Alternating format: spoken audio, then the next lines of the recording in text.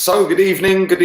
Another day, another watch along. This time it's a big game, very big game for not only for Tottenham and for Man United, but also for Arsenal as well. Because after our annihilation up at the Etihad the other night, the ideal result for Arsenal in this game is probably a draw, isn't it? But I don't think it's going to be a draw. We'll go through the team lineups in a second. I'm anticipating a pretty decent game actually. Jose Mourinho against his former team. Team that he managed them to glory as well with the Europa League, and I think it was the League Cup they won, wasn't it? Before he got sacked, and now he's down at Tottenham. They have got Kane back, but I am going to go through their starting 11 and we'll then go on to the Man United starting 11. Kenny Ken will be joining me. I've sent him the link, so we're just waiting for him. But they've gone with Lloris in goal, Serge Aurier, Davison Sanchez, Eric Dyer at centre back, Ben Davies left back, Sissoko and Harry Winks. Son is back, Bergwijn is back, Eric Lamela at number 10, and then Harold up front. Let's have a look at the Man United team. David De Gea in goal, Wan-Bissaka, Lindelof, Maguire, Luke Shaw, McTominay and Fred, Rashford, Dan James, Bruno Fernandes, a proper number 10, and Anthony Martial. We'll zoom that out so we can see both teams at the same time. We'll go with that. Can zoom it right out. Obviously, you can't see the goalkeepers, but there we go. But yeah, really looking forward to this game. Really looking forward to it. And I do think that Tottenham are going to win it, sadly. I genuinely do. And right on cue, here he is, the main man. Hey, everybody. I'm all good, mate. I'm all good. That's things, mate. Yeah, I'm good, man. Can you do me a favour? Just mute your TV. Is that all right? Of course I will, mate. Don't. We don't do schoolboy errors round here, Kenny. So anyway. Say again, mate. Sorry. How's things anyway? How's things? You know what I mean? I'm good.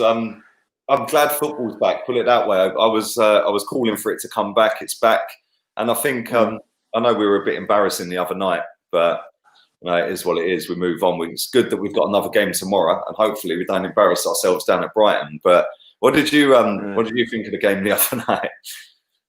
Well, I think Mikel's team selection, like I said, was fan wanting anyway. I think it's very easy to blame David Luiz, and I think I expect nothing from certain fans, but if you look at the whole team selection, it was about hit and hope football. It was basically a situation where he knew he wasn't going to win. Yeah. But he transmitted it to his to Man City. And he transmitted it to his team because he's hoped that like Xhaka could get the ball past, play a long pass to Aubameyang, Nketiah, and to Saka. But Man City sussed it out within minutes. All they did was just play the high line and basically made themselves very difficult to beat, and just basically said you can't play the counter attack because we're going to bunch up. So your fast runners can't get past our runners. It was easy. And then when we got the injury, it was game over because there was no plan A or plan B. But because we had a few instances when the long ball went over, and Nketiah got in a few times. Apart from that, as soon as De Bruyne and David Silva and Sterling got their eye in and got far more space, they were murdering us. Even before the goal, they were murdering us. Yeah, I think the first kind of 15, 20 minutes, I was like, oh, okay, we look like we're making a little bit of running, without really doing a great deal. Yeah, but then soon as they got a foothold in midfield, it was game over, even at 0-0. You just knew it was a matter of time. Yeah, definitely. And kind of sad, like how it ended up playing out. I mean, I've seen a lot of people saying, "Oh, well, as soon as the second went in, it don't really matter." Well, it does, because if we lost 8-0, don't the 6, 7, 8 goals count? Come on, you play to the end of the game and you try and get back in the game. But I just think that I weren't too peed off with his starting 11. I was just peed off with his subs more than anything, because how can you leave out the team, totally out the team, man? And even Pepe. But I don't know. I'm just but I think the situation, the whole thing about it is that if you're going to make those if you're not going to leave them out, at least try not to lose the game. Don't bring them an attacking midfielder and ask them attacking midfielder who's got no defensive qualities to try and help out, Tierney with Sterling. It was never going to work out. But nothing against Tobias. He tried his best. He tried to play, with his how to sit on the back foot, but that's just not his game. Perhaps you should have used someone like Ainsley Maitland-Niles, who's got more of a defensive outlook than Tobias would have had. And then, but at the end of the day, Arteta has to take some sort of blame. Yeah. No, I agree, mate. Like, I've seen everyone drilling Louise, and come on, seriously, he was a liability. Yeah, and I don't know what he was doing for the first goal, but the second one, just let him go. And there's a chance that he might miss. Leno was bombing out as well, so he kind of might have narrowed the angle. He had two options to square it to with Silva and I think it was De Bruyne running in. No, Jesus, I think it was. So they might have scored, they might not have scored. But as soon as he's done what he's done and given the penalty away, it's a straight red card. And like, I've seen the fallout about him in particular has took it away from the fact that Arteta totally nosed up them subs. Yeah. And the experiment of Eddie Nketiah up front when you've got one of the best strikers in Europe out on the wing, who, by the way, I thought was a disgrace. Yeah, I thought everything was a disgrace that night. No, I think the lad had scraps. Yeah, I think the lad had scraps, and I think basically in terms of him having scraps to work with, it wasn't a surprise that was going to happen. But again, you basically sent the guy out with basically sent him out with no cricket bats. If you're playing a game of cricket, that's not an expression. He actually had nothing to work with. But again, you got to realise one thing, right? Is that we're all human. If you play with a team with low confidence, you play in a particularly poor team, then that's going to have an effect on your performance. And I think a lot of people had a go at me and you during the Unai Emery years. And I remember saying on Twitter when Unai Emery was deep in one of the last sort of embers of his reign, I said, look, any manager will struggle with this sort of players. These players are uncoachable. They have got no. I said they're uncoachable, like no football brain whatsoever, and they're devoid of quality. Any manager who comes in there has to do a complete turnaround. A lot of people said, you're out of order, you're wrong, this is just nonsense, oh, you're being an idiot. Well, Mick Arteta is as good as admitted the same sort of thing. He's admitted that the team lacks quality, and he's not going to be the sort of team that's going to get us to challenge the big boys. He mentioned things. Well, I heard rumours that he's mentioned that we're going to fall further behind. So if he's saying that, So the problem we've got with it is that, like I said this on my player ratings, I said it yesterday as well, that if I had known Arteta was going to become the manager, I wouldn't have got rid of Emery. I would have kept him, because at least he got a tune out of these idiots. Yeah, like I know it came apart towards the end, but let's not get it twisted here. Most of that squad got us to the Europa League final, and got us to a position where we should have finished third or fourth.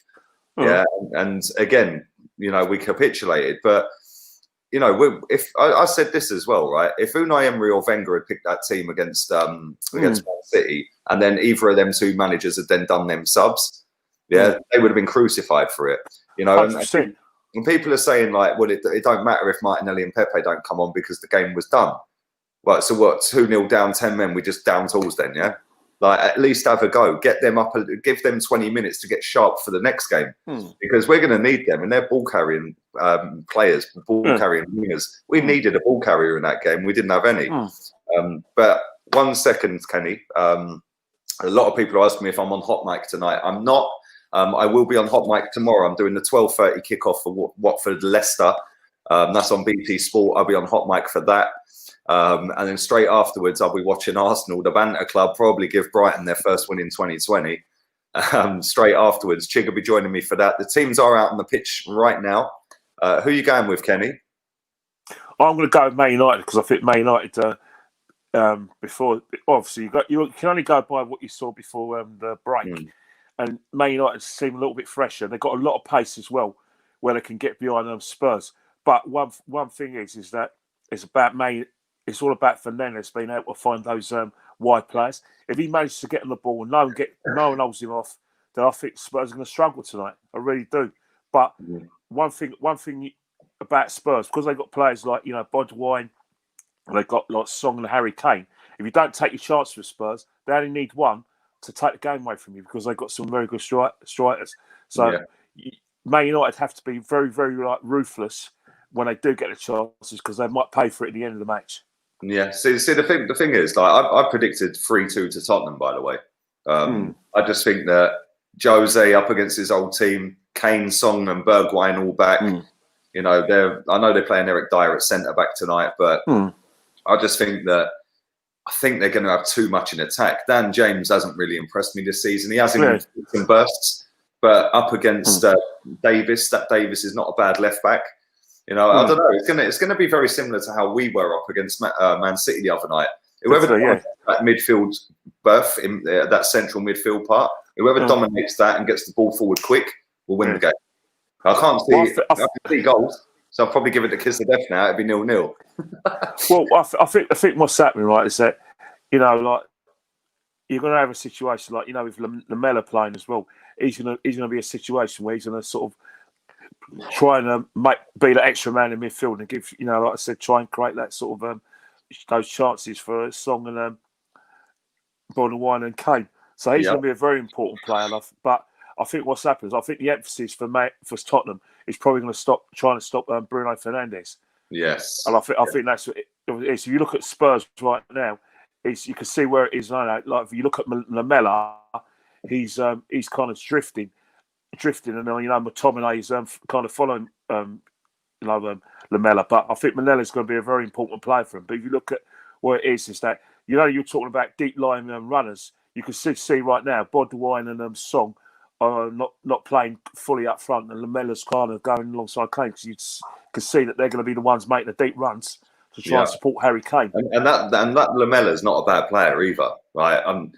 Tottenham fans don't particularly rate him, the ones that I know, but he's not a bad player. He's not a bad player at all. And the thing with him is he's got the ability to dribble past people, very similar to Bruno Fernandes.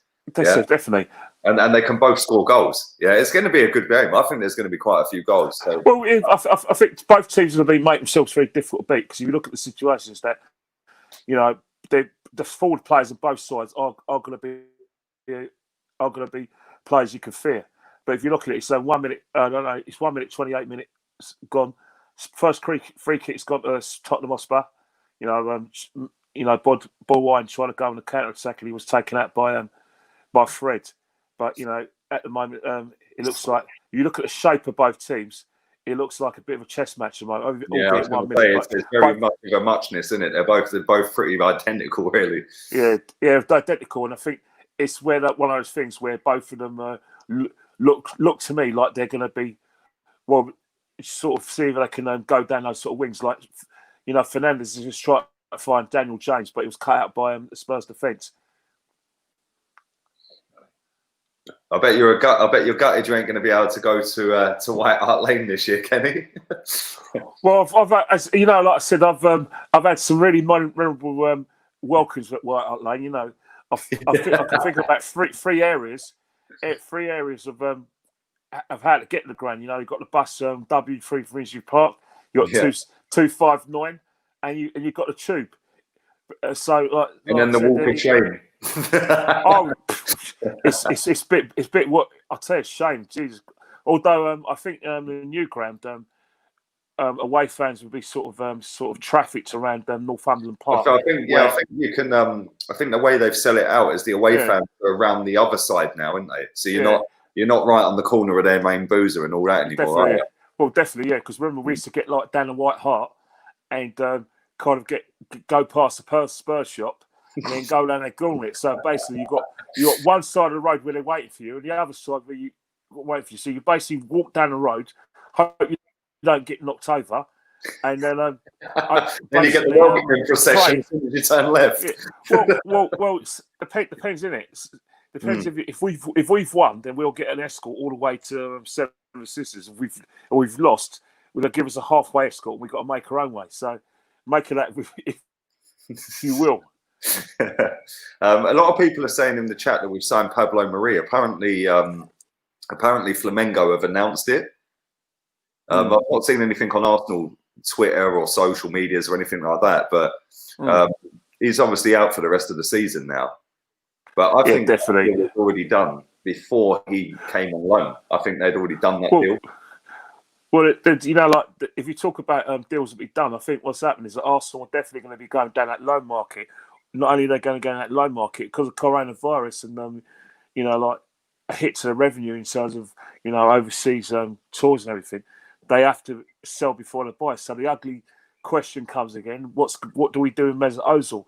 I see that the same managers and the man in possession, he's been here since December, has got the same sort of queries about Mesut Ozil that Unai Emery had.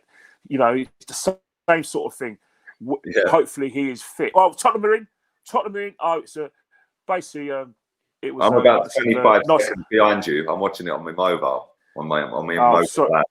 So I'm about 20 seconds behind. 30 seconds behind.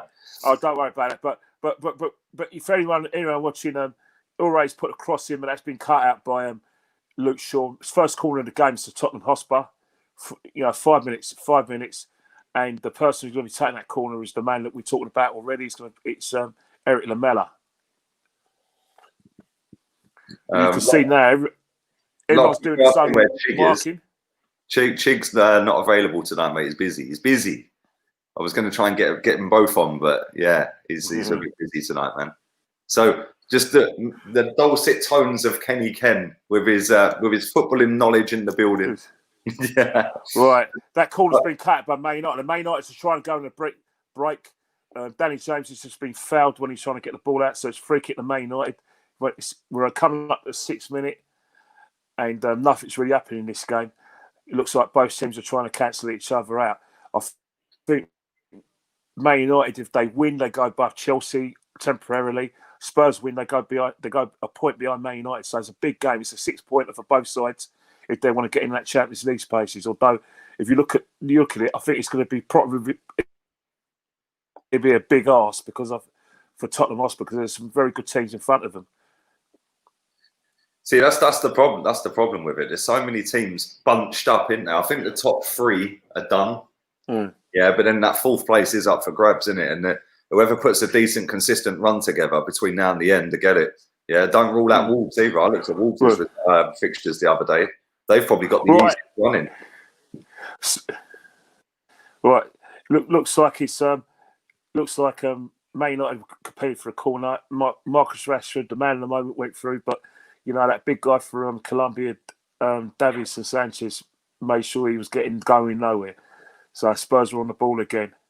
Jose looks stressed already. But if you look at this, what we're talking about, I think what's happened is that his squad. Yeah. So if you look at this, if we talk about the Arsenal situation again, you look at Mesut Ozil's situation as well. Again, Arsenal must be kicking themselves for paying out that big contract for a player without trying to check and see whether they can afford it, because they've gambled by seeing if we can get back in the Champions League. 2 years after giving the contract, you know, we're light years from getting back in the Champions League. So that investment and gamble hasn't worked out. No, it's true. And the thing is, like, you know, I said this on a stream I did the other day, and I've caused dramas every day on Instagram doing a Mesut Ozil countdown the days until he leaves. Right?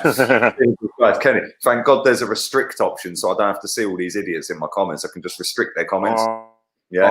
But they're very low. I've been told umpteen times, I hope you get coronavirus and stuff like that. You know what I mean? Yeah. But it's funny because there's no coincidence that 2 managers now. Sorry, there's no coincidence that 2 managers now have done the same. And do you know what's weird about it with Arteta? Is the fact that he was his go-to guy. He played him in every game, pretty much. Yeah, and now all of a sudden we've had 3 months off and he's gone, nope. Do you reckon the board have told him to do that? I think so. I think, you know, because the simple reason is that whenever you got to realise that because the coronavirus has hit Arsenal probably very, very badly as well. Plus the fact we haven't been to the Champions League for about 3 or 4 years now. So it's only it's only natural that Arsenal got to think that way. Any business, whenever a business is, how to say it, whenever they want to sort of make changes or make cutbacks, the highest earners are always the ones that are going to be casualties. Right. It's no different from that. Another thing as well is that. Yeah, it's the same in every single business that you're in. The highest earners always take the cut first.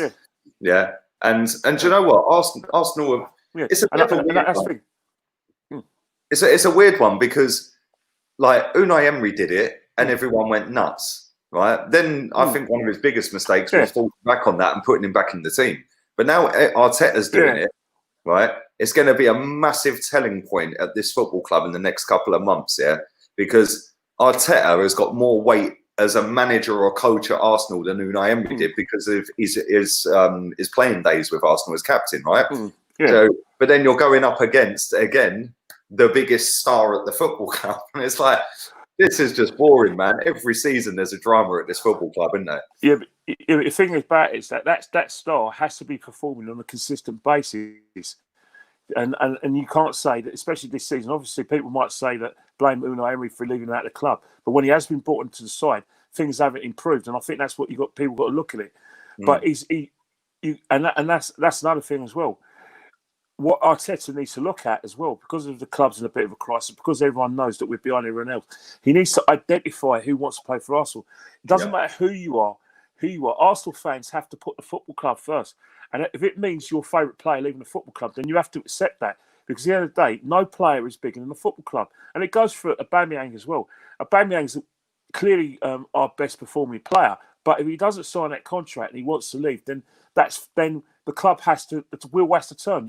You can't just put the coach in the depot with the keys in the ignition and then with a full tank and then not drive that coach. That coach still has to drive. And that's what Arsenal fans have to answer. Yes, it's very nice to have these great players and everything, but you've got to realise with these great players we've had, we still haven't had any Champions League football for about 3 years. Yep. So he's done his job, but maybe if he took a few chances, especially last season, the chances he missed a game against Tottenham in the game at Wembley. Just saying, it's almost Just touching on that real quick, right? I think this season he's been lethal. He's been so clinical this season. Last season, we were there, Kenny. Like, Chelsea away. How many sitters did he miss in that opening away game? Like, we could have won that game, and he used to miss a sitter every game. This season, I think he's been flawless in terms of chances. He's not missing anymore. But the problem with him is after watching him the other night. Listen, I love Aubameyang the same as everyone else. Yeah, we all want him to stay. But the difference between me and you and a lot of other people is we ain't going to cry if he leaves. It's just like whatever. We've seen better players come. Oh, not at all. Yeah, but when I see him the other night, the way he was flapping his arms around and getting me up, it was Alexis part 2, bruv. Yeah, it was Alexis part 2. He did nothing the other night apart from wave his arms around and start moaning that the ball weren't coming to him and stuff like that. Well, I'll agree with you.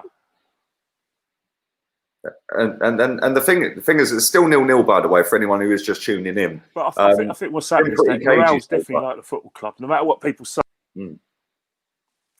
If we go back to the game watching that, it's one of those games where, again, you're seeing a very an Arsenal-like performance from both sides. Both sides, when they don't have the ball, are making themselves very difficult to beat and marking those spaces. Football's a very simple game if everyone's in possession in the positions they should be. You know what I mean? Yep, 100%. Good question from Adam. He says, "How much do you think Arsenal will spend this summer?"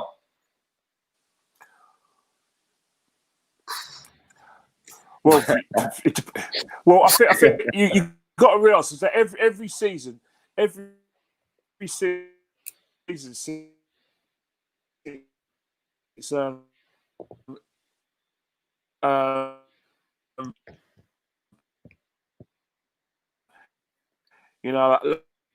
like it's been at the club. Arsenal have broken their transfer record every season, and this summer's going to be no different. But the situation is that you are Arsenal going to have to sell and get rid of players who are not performing, and the difference from the last 3 seasons when they have broke the transfer record is that this time they're going to have to make a sacrifice as well. If you look at what Arsenal have done in the last 3 seasons, they haven't really made any sacrifices.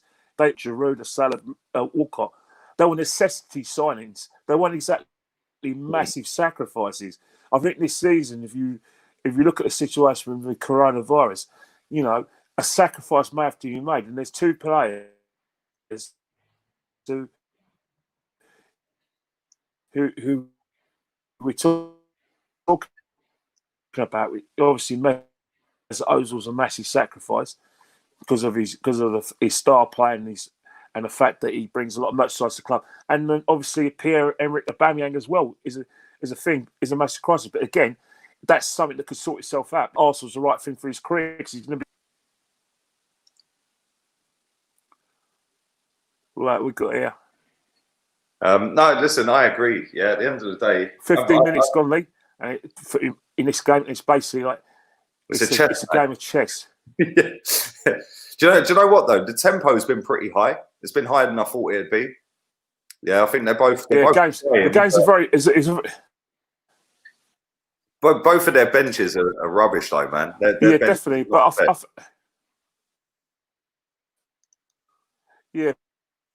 I think what's happening is that both teams can't respect each other.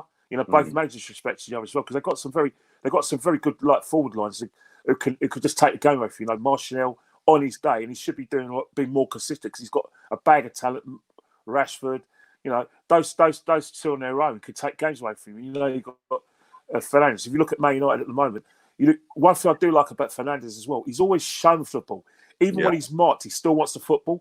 He doesn't hide, and I think. Do you know we had a player like that, Kenny, called Santi Cazorla? Yeah, definitely. Cazorla.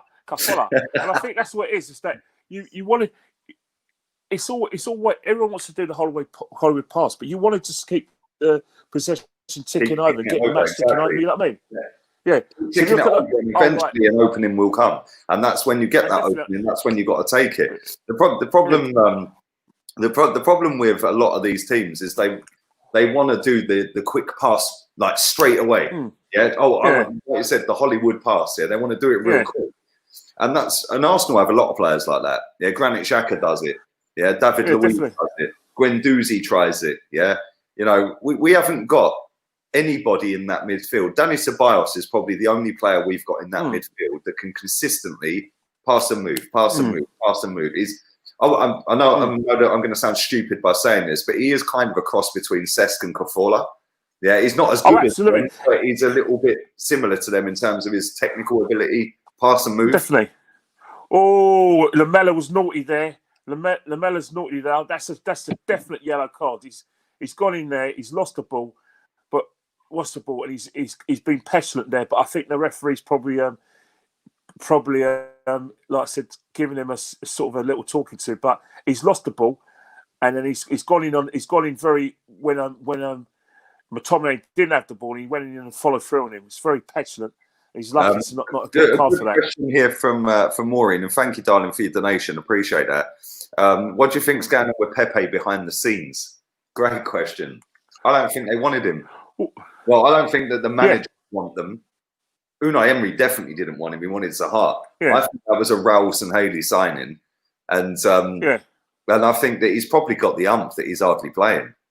I think it's very difficult. The trouble is that he's joined Arsenal at probably the right time for Arsenal, but the wrong time for his career, because the simple reason is that you join a club in turmoil. You've got to realise is that there's a lot of bad eggs in that dressing room. It doesn't matter whether Mikel Arteta's giving them sweets or not. Yeah. We've got some bad games, and that's not a nice environment for a young player to develop his football. Also, another thing as well, we haven't got players who are tactically in tune, so they're all off the cuff players. So again, they're not going to be a situation they can help the lads as well. And again, when you've got someone like Arteta, and these results will probably isn't convinced for him as well. It's a hard situation for the lad, and that's probably why Wilfred Zaha would have been a better signing because it would have taken him less time to settle into the English leagues. See, this is the thing. I'm not a big fan of Wilfred Zaha. Yeah, I just think he's a show pony. Right? Yeah. The one thing I will say is that if Unai Emery wanted Wilfred Zaha, you go and get him Wilfred Zaha. Yeah. Yeah, because it's going to cost there or thereabouts the same as it is for Pepe, and you know he can win you games. Yeah, straight away. Like you said, you don't need time to bed in and adapt. And like, this is why. And Unai Emery, I think Unai Emery was right to come out after he got sacked and said that he wanted Thomas Partey, he wanted Fabinho, he wanted Harry Maguire, Zaha. And they served him up a load of crap, right? And I think he was right by saying that. And I think that if anybody thinks that this summer Mikel Arteta is going to get the players he wants, when Unai Emery, who's a better coach, proven track record as a coach, as a winner, didn't get what he wanted, how the hell is Arteta going to get what he wants? Yeah, it's a massive summer for Arsenal, and we ain't going to do what's required again.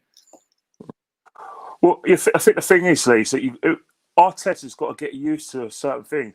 And you've got to realise that over the last few years, is that Arsenal have found it very, very difficult to get their first choice players and even their second choice players.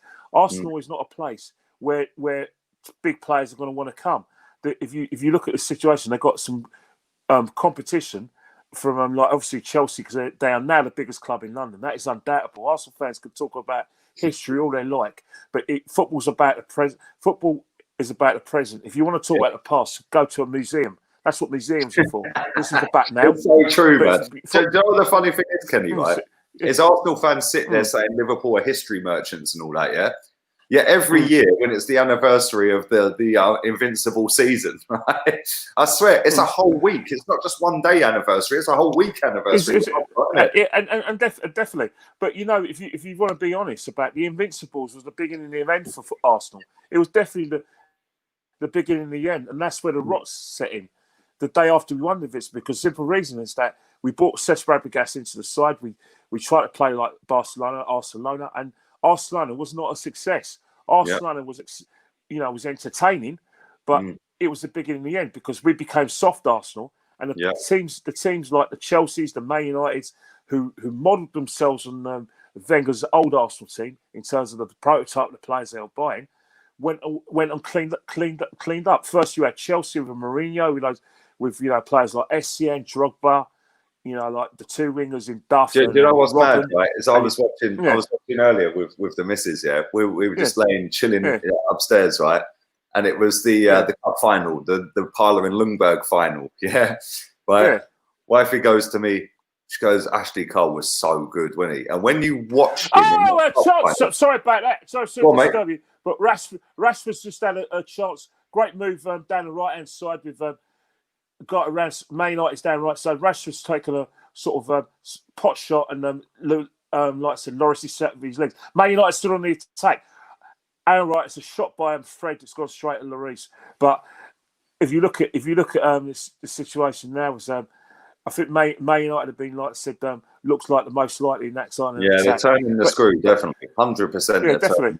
Yeah, it's very similar to our game against City. Tottenham have pushed a little bit without really doing a great deal, and now Man United is starting to establish control a bit. Yeah, but the Magic Man was involved in that, Fernandes. But if you go back to the Arsenal situation, is that especially during Barcelona years, remember Man United built a side around Rooney and Ronaldo, and then they went and dominated. That was a great save. I just watched a replay of that. That was a great save from Lloris. Yeah, definitely. But you look at the situation, you had the 2 years of Chelsea winning the league, and then after that, you had 3 years in a row of Man United winning the league.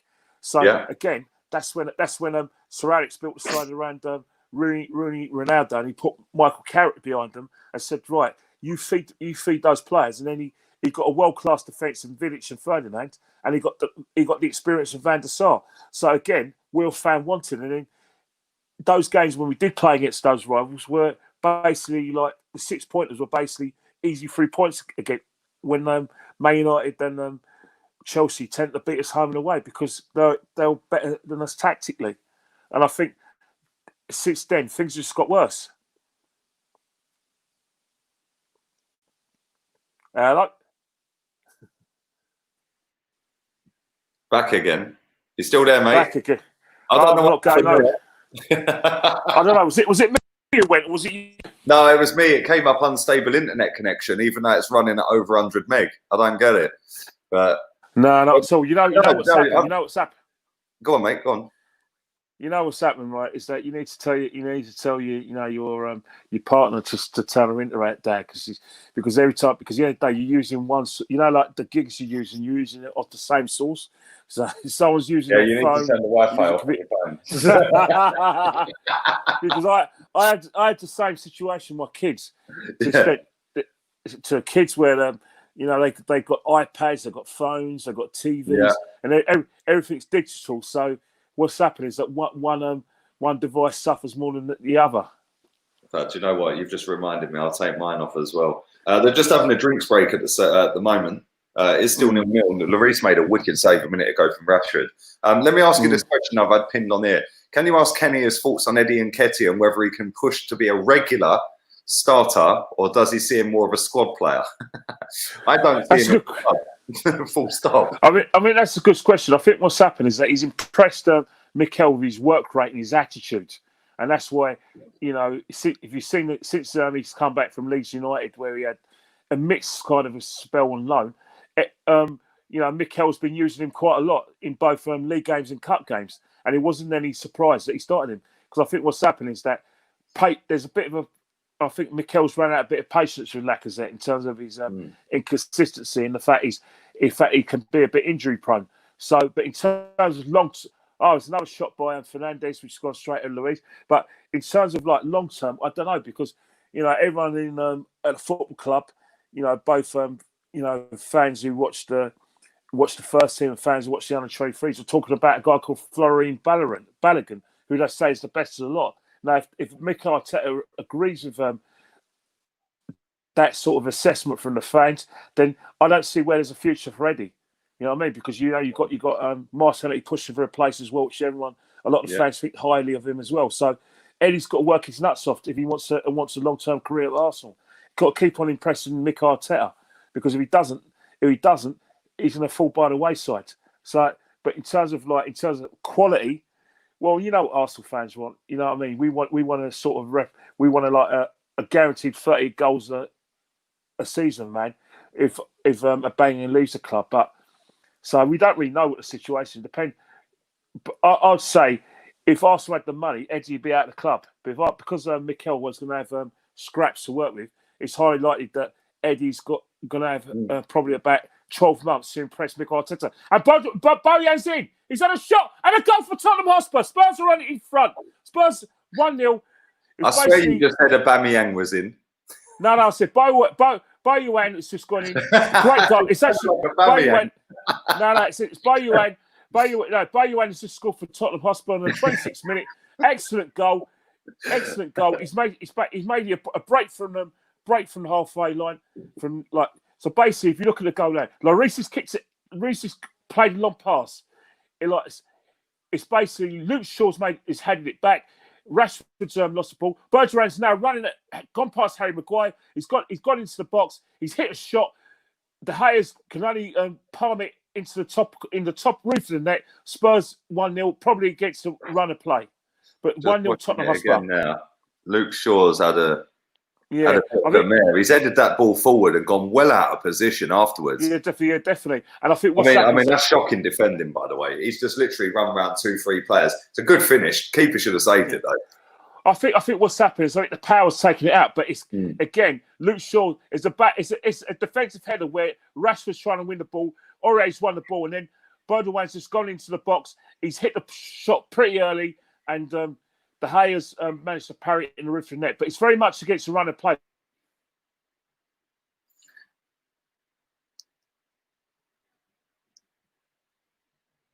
Oh.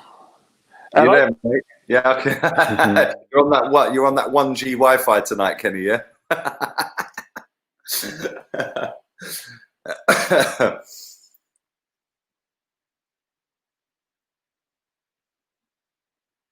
He's gone. Kenny, if you can hear me, mate, I'll kick you out. Come back in again, yeah? And it's just me again. We're having a mess. That goal was shocking. It was shocking on Man United's behalf. The They're having a look and see if it's offside. It weren't offside. Luke Shaw's headed it. It's gone back up to Rashford, and Serge Aurier's gone to nick it. And by which I'm sorry about that. 5 yards further forward. I can hear you now, mate. Yeah, sorry about that. Someone's trying to ring me, so I've declined their calls because I've got more important things to do, like doing. It's basically what we said before. Man United maybe in intensity, but it's one of those things. If you don't take your chances or score when you're on top against Spurs, they could take the game away from you because they've got some good strikers. So even though it's a run of play, that's what happens in football. You know, you snooze and you lose. But Man United have just got a problem. It's like Man United just had a free kick situation. Fred's put a great free kick in. Rashford's gone with a header. He's gone with a defender, and Lloris has managed to palm it away. But it's still 1-0. Good question here, Kenny. A good question here, mate. Ask Kenny how long Arteta will last, and would you get Vieira in? Well, it's it's a very topical question because if you look at the situation, like we got a very much a movement. You know, Black Lives Matter and the whole situation regarding institutional racism in football's come along. And if you look at the situation with Arsenal, Patrick Vieira has got experience of managing teams in the United States and in France, and yet he didn't get the job at Arsenal. Yet someone with that experience, albeit association with Pep Guardiola and strong recommendations from Man City fans and in football, has become our manager. So if you look at the situation again, you know, maybe even though maybe we could have gone with the experience of Vieira, but in terms of Arteta, I don't think Arteta would last because two things will happen. He's not going to get the players he wants. Therefore, he's not going to get the team that he needs. So what will happen is that he'll leave out of frustration or results will go against him. But I give Arteta 18 months. Tops. I really do. I think he'll be gone by next Christmas, mate. Not this Christmas coming, the one after. Yeah. I think he'll have 2 years maximum. Yeah, and it'd be no fault of his own. It's just the fact of the matter is that, you know, unless he can get the wage bill down, unless he can, how do I say it, get a player, a top player, which can attract, you know, other good players to join the football club, then he's going to be working with. He ain't going to have the tools to work with. It's a shame. Do you know where I see a couple of issues? Right, number one. Right, Spurs are in again. Oh, great save by De Gea. Great cross by Bonoan. Song's directed the header, and De Gea's just put it over the bar. Spurs could have gone 2-0 up. Spurs are looking much more confident since the goal, and they're on top. But it's been great play by Spurs, and it looks like Man United are on the back foot. Great save by De Gea.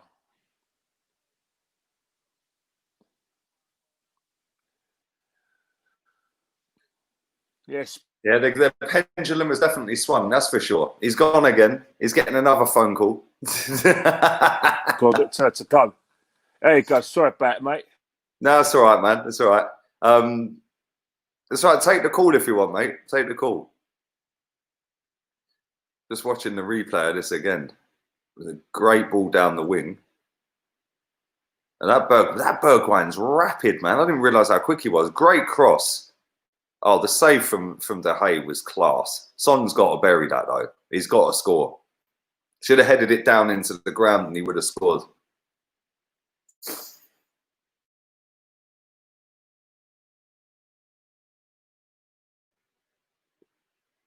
I can't hear you, man. I can't hear you. He's gone again. Although he couldn't really headed that down into the ground, if I'm honest, because it would have been blocked. But yeah, Tottenham have definitely swung the pendulum the opposite way at the moment. What is the issue Arteta has with Martinelli and Pepe? We play very narrow and boring without them two in the team. Can you hear me? I agree. Can you hear me? I can hear you, mate. Yeah, I can hear you, mate. Right. I agree with this guy. He says, can you ask Kenny what the issue is with Martinelli and Pepe? What Arteta's issue is with them? You know what happened is that I think it's just something about defense. You know, like I said, positional discipline. That's all it is. Team discipline. You know, both the players are up on the cuff, off the cuff players, and I think that probably away from home, where teams are going to be more on the front foot. They're going to be times when we're not on the ball. And if you look at Arsenal in the last couple of years, teams that we haven't been dominating possession even at the Emirates against even teams like Brighton and Southampton, who've got a little bit better. So what's happening now is that you have both of them in the side where they're both trying to make those sort of runs at the box. It's one of those situations that you can play with 10 men when you don't have the ball. And I think that's why Mikel's reluctant to play both of them. Or in some cases, either of them. You know what I mean? But, Spurs had another shot. But if you look at Martinelli, he's still a raw diamond. You know what I mean? I know a lot of people are excited about what he could do. He's only 18. And obviously, the Chelsea game has given him loads of brownie points for the Arsenal fans. But if you want to look at it logically, it's time to come. Give him next season, didn't you? If he can do that again and kick on further next season, then you go, yes, we've got one here, didn't you? But how many times have we seen players have a one great season like Michu? Michu had a wicked season. He's now in the 5th tier of Spanish football. Yeah, definitely. If you look at we're just looking at Spurs' goal, and it was actually quite clever the way the shot went in, because he actually shot pretty early. So basically, he's surprised with it. It took De Gea by surprise. He actually went in on his knee, then onto his hand. But in terms of but it was hit with such power. It was like it was a rocket shot. I can't lie. Decent effort, wasn't it? Yeah, but it's basically poor. It's poor defensive header by Luke Shaw, and obviously the thing is, the way he dived. I've just watched it again. The way he went for it, it weren't a natural dive. It was like he folded, and it just bounced off his knee, hit his hand, and went in. Yeah, it was a bit of a weird one. Thank you to Ben. I did see that, mate. I noticed that when I loaded up the stream earlier, you'd signed up on level 2. So thank you very much for that. Appreciate it, buddy. Welcome to the club, baby. Welcome to the club. Good evening to Bub in the chat. There's another chat that I wanted to pin. Nathan says, "Who's better, Pepe or Bergwijn?" Pepe is our player. Yeah, exactly. The only ones I'd take out of their team are Kane and Son, mate. The rest can jog on. Yeah. If you Spurs are very functional, but if you notice, right, in the last 10 minutes, Harry Winks is beginning to get on the ball a lot, and he's one of those people. He's not being marked. That's the problem. Fred and McTominay are just leaving him doing what he wants. Definitely, and I think that's what's happening, is that he's getting those little spaces, getting the ball, and he's able to look up and find the white shirt, which really shouldn't be happening. And if you look at the situation, Spurs are probably doing the same thing with Fernandes. But if you look at Bruno Fernandes, right?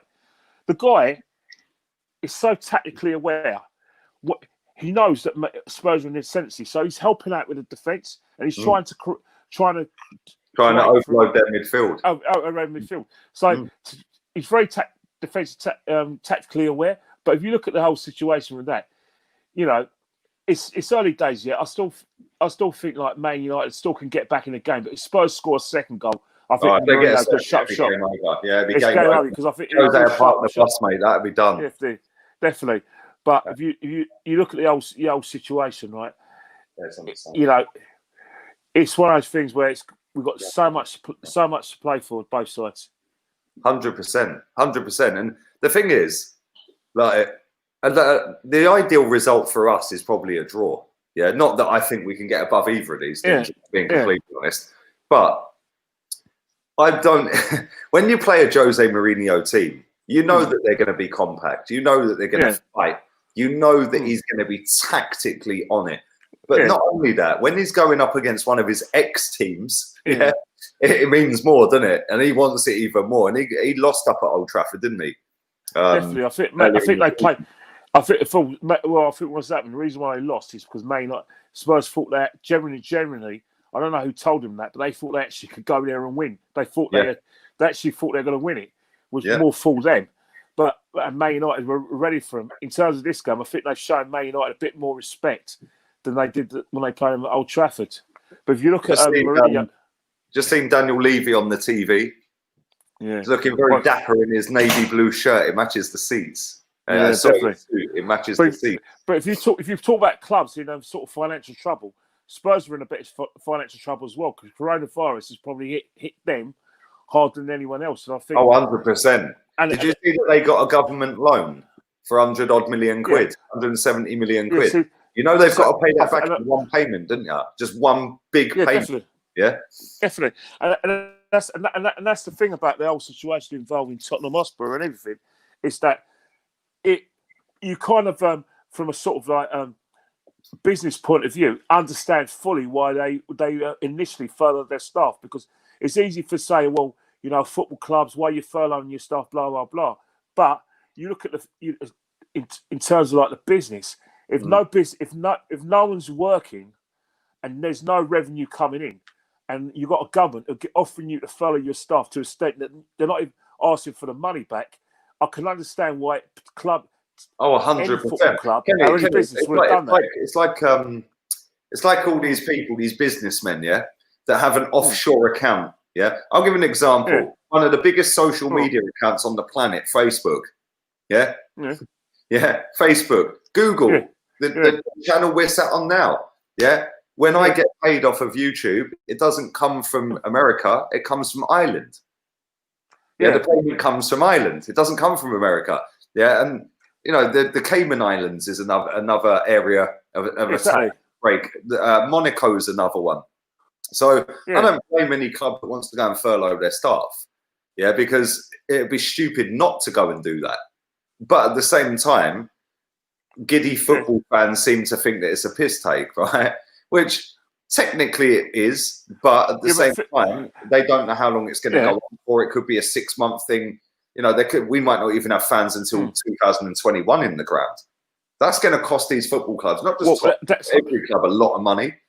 Yeah, and you know, if Tottenham are going to take that loan, which they have, I say good luck to them, mate. Not that I wish them any luck, but they've done the right thing, in my opinion. They're protecting 100%. Their.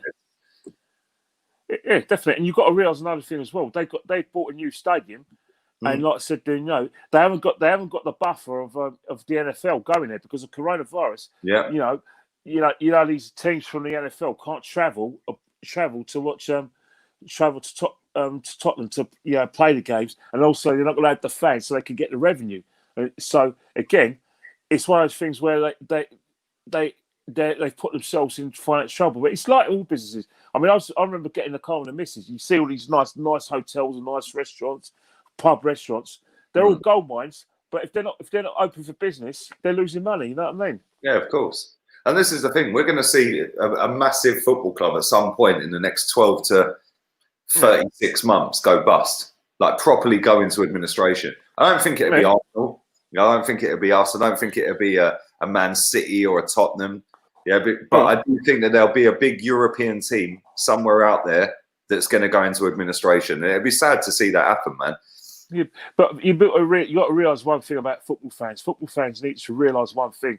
Then they read all these things like Tatler magazine or some stuff in some tabloid newspaper said this guy's on 30, $1 million a week. This club's worth billions of pounds. You got to realise one thing about football. Whatever money football get, right? They spend. Football clubs always spend over budget.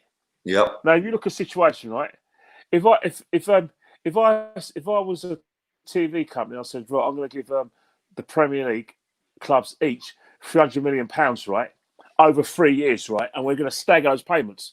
Football clubs will spend that £300 million in one season. Oh, 100%. They think they're going to get that money 100%. because they, in their eyes, that money's guaranteed. So what will happen is that they'll go to the bank and say, right, we're getting this money. This is a contract. We're gonna overspend. We've got all these merchandise tours that we're going to go because we're going to get this money back because these fans are going to buy these shirts. They're going to buy these scarves. They're going to, like go on stadium tours. We're going to go to somewhere like Africa or United States where we've got loads of new fans and they're going to pack stadiums and we're going to get TV rights. So that's how they spend the money. But because of coronavirus now, they're thinking, oh no, what's going on here? We actually got no money coming in. And the TV companies want a rebate because what's happened? They haven't any TV schedules to fill for 3 months. And they don't want to go into the summer months because Sky, they got a cricket. Yeah, exactly, yeah. Got the cricket. So the cricket's going to be eaten into, although the cricket got no fans as well. But England are playing the West Indies in the cricket in about 2 weeks. And we've still got a Premiership season. Darts is back on as well. Yeah, darts bet as well, and that's the thing. And You the know, golf, like Michel. golf bag. Yeah, yeah. If you look like Michel Platini, he was trying to get the World Cup. You know, get the football season for 21-22. He wanted to start it in February, and then end it in November. But guess what? The English Premier League said no because it's going to invade in the cricket. Yeah. You know what I mean? Yeah, that's true. So it's one of those things where football have taken everything for granted, and football fans need to be educated. 100%. They have such an HOTMIC for years, thinking that the bubble will never burst. Yeah. And now they're realising actually the bubble very nearly burst. Yeah. And do you know what? Going forward, all this has taught people and football clubs is you better fix your business up, because I did a video, Kenny, a few weeks back, right? Yeah. Bournemouth Football Club, 88.2% of their income stream is from TV money. Yeah, that's embarrassing, man. Like, how can only 11.8% of your business be not TV money? Yeah, but then again, tickets, match day revenue, stuff like that. That's right. It's a joke, man. Yeah, but you say that. Same with Watford. Like, I had an argument. Watford's 83%. So I went on a stream, right? I went on a stream, and I actually, firstly, I went on a stream, 2 streams, and I said, when Troy Deeney was like I said, speculating about whether he would go back, and said I won't go back, blah blah, and everyone was patting Troy Deeney on the back. I said that Troy Deeney and footballers are essential workers. How can they be essential workers? They have millions. They laughed. I went, well, hang on here. Bournemouth rely on TV money for 88% of their revenue. Watford rely on TV revenue for 83% of their revenue. So if Troy Deeney and the players don't come back and they lose all that TV money, Watford, Bournemouth, Norwich, Southampton go out of business. So of course they're essential workers. So of course the onus is on them for them to come back. Let me tell you something now. The only chairman that had the balls to tell the truth was Steve Parish of Crystal Palace. Oh, 100%. Project Restart happened because of Project Restart happened because of one man, Steve Parish. He was the only one who had the ideas to get it back. He did the research. He did in terms of like the TV. He went to the TV companies. He went to the government, and he actually asked questions about the testing, and he went back to the other clubs. And Steve Parish was saying, "I need the money. My club, Crystal Palace, is going to go out of business." And people laughed at him. But everyone's glad they got a football back. But I'll tell you one thing: if it wasn't for Steve Parish, there'd be no football. Oh, there'd be no football. Yeah. You know what I mean? Yeah. Luke Higgs says Mane or Mahrez, Kenny. Mane. I'm going to go Mahrez. I'm going to go Mahrez. I love him. Mahrez has got more. Mahrez has got more skill, but Mane's sort of person. Mane can score out of nothing. Yeah, right, it's a strike of our time. Corners for Man United. Maguire's gone in. Spurs have managed to see that out. Yeah, and Davison Sanchez has managed to fully out. Big up my guy, DBS Dallas. DBS Dallas says, where does Kenny think the direction of the club is going? Probably down the pan, mate. That's probably where it's going. I think the thing with the football club is that one of the things Arsenal need to do, right, if they want to get back, because we're getting further behind our rivals. What a shot by Fernandes, saved by Lloris. But the direction Arsenal are going right now, the state of play, the 19th of June 2020, is that we're going to be a situation where we're going to be a mid-table side. 100%. We're not going to be able to. We're not going to be able to attract our players. Leicester is going to get in front of us. Spurs are going to get further away from us. Man United are going Wolves, Everton, Newcastle, they're all going to be above us, mate. Yeah. And that's the thing. Arsenal are going to be like they were before George Graham came to the club 33 years ago. Yeah. No, 34 years ago. So that's the direction the clubs are going.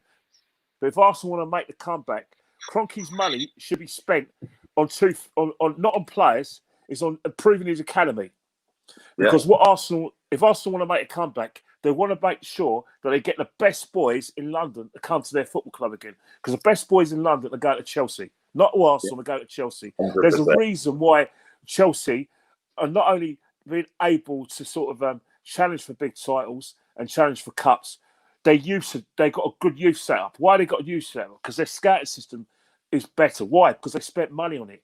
That means they can get the best boys in London and offer them professional contracts to the extent that they don't necessarily have to play first for Chelsea. They can go out and loan, get experience, and when they do come back, someone will get games. Look what happened with Mason Mount and all those players that Frank Lampard's given a chance. Obviously, he's given them a chance out of necessity because of the transfer ban. But even if he does spend that £100 million or £300 million on transfers, he's still got those young players as well that come through and make himself a strong squad. Arsenal don't have that. We've got some good young players, but we want the best young players to come. But this is the thing, Kenny, right? Like, there's a rule coming into place, from the end of this year. So January 21, you're not allowed to sign a player from outside of the UK if you're a UK-based team that's under the age of 18, right? So Chelsea, their business model, which has been absolutely brilliant for years, is go and nab all the best kids in Europe, loan them all out to Vitesse Arnhem, then go and sell them for £5 million each. That balances the books. Yeah, they're not going to be able to do that as of January, right? But by which time, they've already got Werner, they've got Ziyech, they've got Pulisic, they've got Kovacic. They're building a winning team that's going to be a winning team for the next 5 years. Yeah, and like, I just look at it, he's gone again. I just look at it and I just think, like, where are we going? What's our plan? Where are we going? What are we doing? But anyone who is joining late, do absolutely smash the likes up. Do press the share option. If you haven't pressed the share option, I would appreciate that. Share it on one of your platforms. Do download HOTMIC. I will be streaming on there twice tomorrow. I will be doing the Watford versus Leicester watch-along, followed by Banter Claws Arsenal are in town to give Brighton their first win of 2020. So yeah, I'll be doing that with Chig tomorrow. And yeah, man, I'm kind of looking forward to it. Early start for me because the first game kicks off at 12:30. So I'm going to have myself a nice early night tonight, and I'll be on there on HOTMIC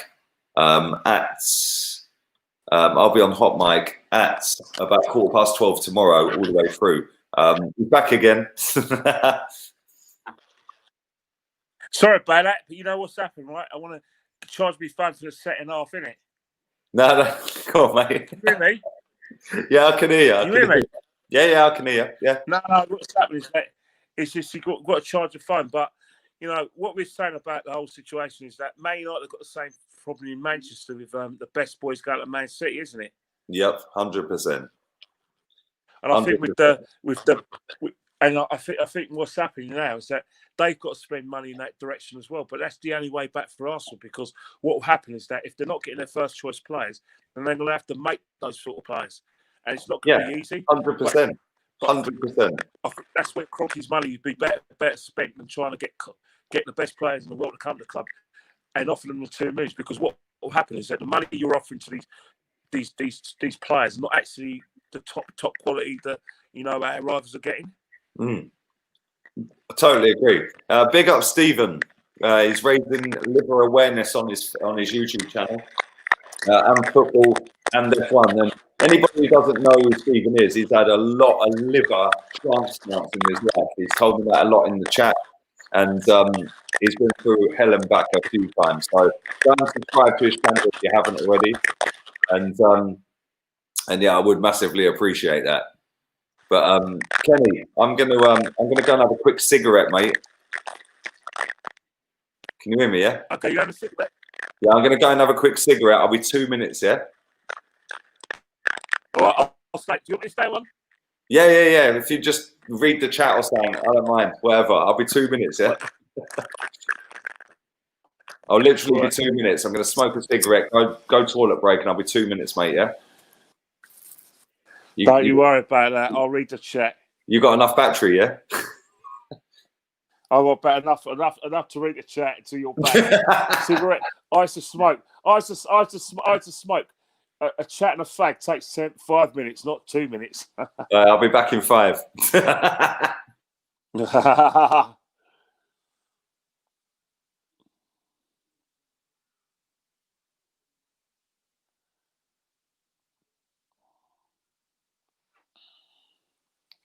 Well, guys, it's just me today. Any questions? Still put your questions through, and I'll try and answer them whilst Lee's away.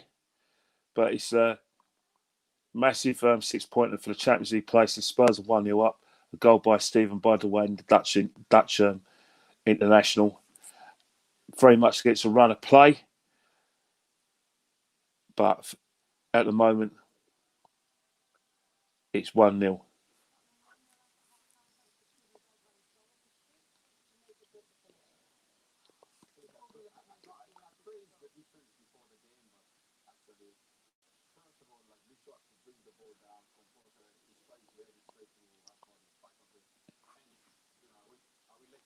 Well, what we'll ask you guys to do is smash the like buttons on this podcast, help Lee get along. And like I said, still put your questions through to myself and Len. We'll try and answer them. Obviously, we're not just an Arsenal-based questions. We're going to ask all general football questions as well.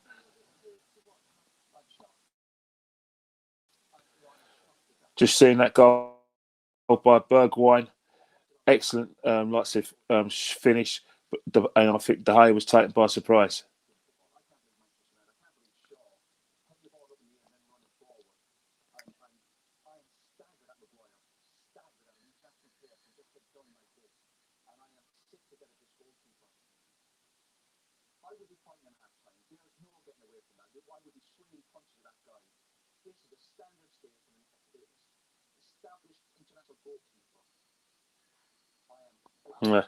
As we speak, Roy Keane has gone apoplectic with rage about De Gea. He thinks De Gea should have saved the shot. He's gone straight at him, even though he was out of power. But yeah, Roy Keane is completely unhappy with that on Sky Sports in Puntry. And I don't know whether you guys agree. And, whether it's, and I'm sure we've got Man United fans, we've got Spurs fans watching. Do you agree with Roy Keane? Do you think De Gea should have saved that shot?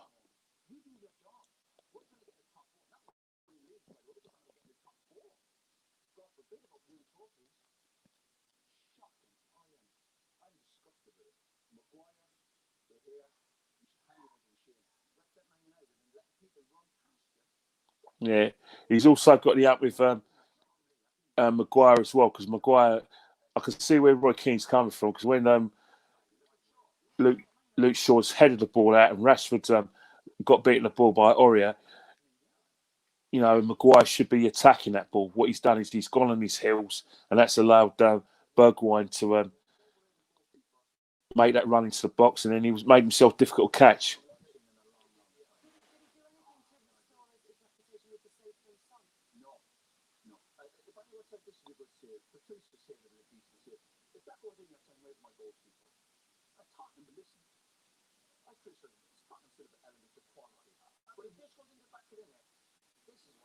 Seeing the other shots again from Song, great, nice little header, great. De Gea kind of redeemed himself, but he's quite a regulation save. But yeah, I don't know what's happened to De Gea. He used to be one of the best goalkeepers in the world, but he's lost a bit of form.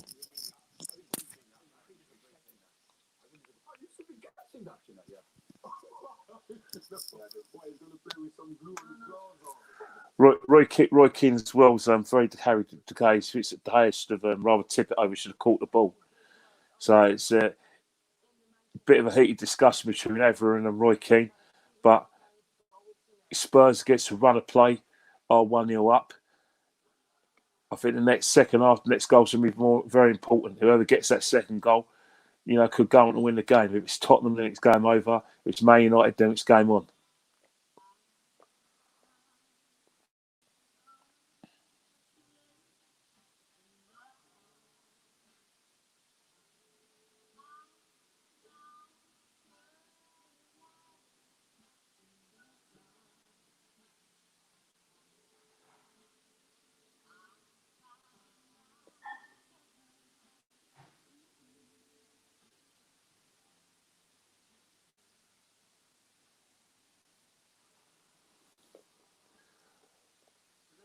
Still a minute to the second half.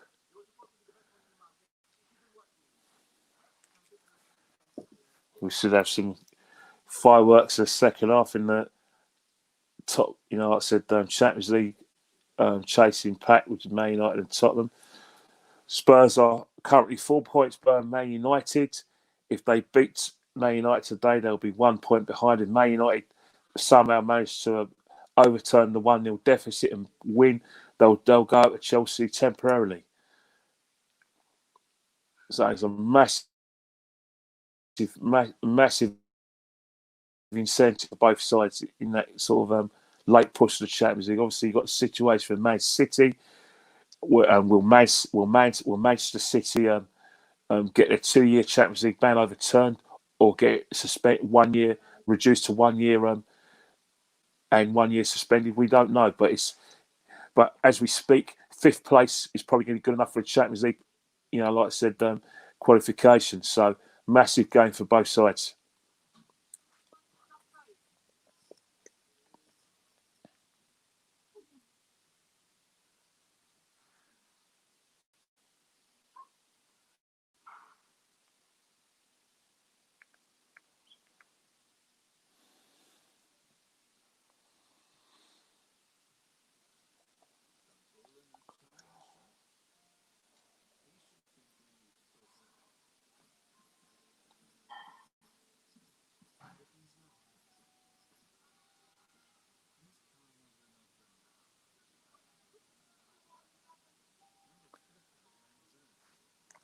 Well, so let's see what else is happening in the football. Earlier game today, Norwich City lost 3-0 at home to Southampton, which means they're further behind in the pack.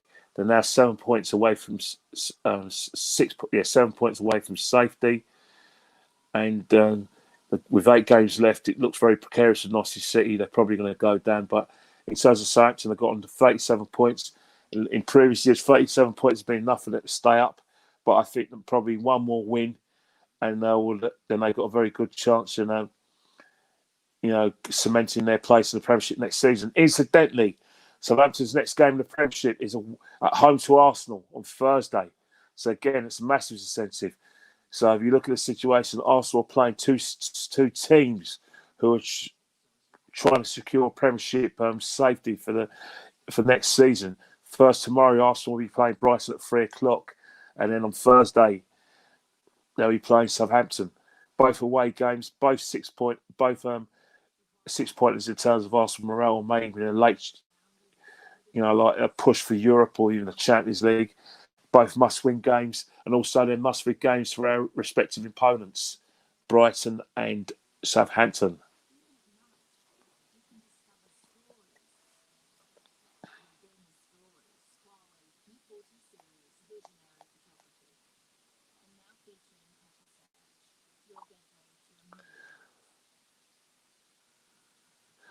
Right, African Goon has asked me, what is the score tomorrow? I think tomorrow, whoever gets the first goal could make themselves difficult to beat. Arsenal have to play better, but one thing is that Brighton will be very confident because of the way they played against us at the Emirates. So I'm going to go for a 2-2 draw. I think there will be goals, but I think Brighton will probably be a situation where we'll be 2-1 up, and then they'll get an equaliser in the last minute. That is Arsenal for you.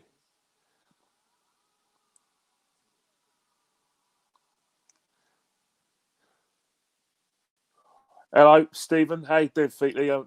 Yeah, in terms of like my lineup tomorrow is going to be in goal. I'm going to have Leno right back. The defence is probably not going to say. The right back's probably going to be the same. In terms of defence, I'm probably going to go for Mustafi and probably Rob Holding. In terms of like the midfield, I think he'd be tempted to bring back Ozil. He also will play because Jack is out injured. It'll probably be Torreira and Guendouzi again, and then it'll be like Saka again. It'll be like for me, it'll be Saka, Pepe, and Aubameyang for me. So that'd be my lineup. Stephen Featley, thanks for your super chat as well. I'm back again. Thank you, Kenny, for holding the fort. That's all right, mate. Where will we finish, and what would your Brighton lineup be? Can we get Champions League? Plus, we need to keep our forwards and focus investment solely on defence. Firstly, I don't think we'll get Champions League, but no hope. My Brighton lineup, that's on my channel already. I did the preview for that. And where will we finish? I'd say 10th. What about you, Kenny?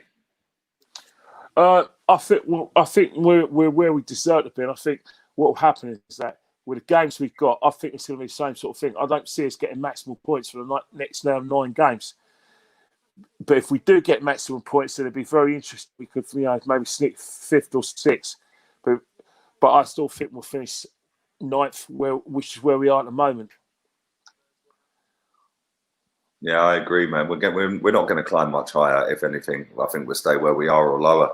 We've got some big games coming up. We've got Leicester, we've got Wolves, we've got Tottenham, we've got Liverpool.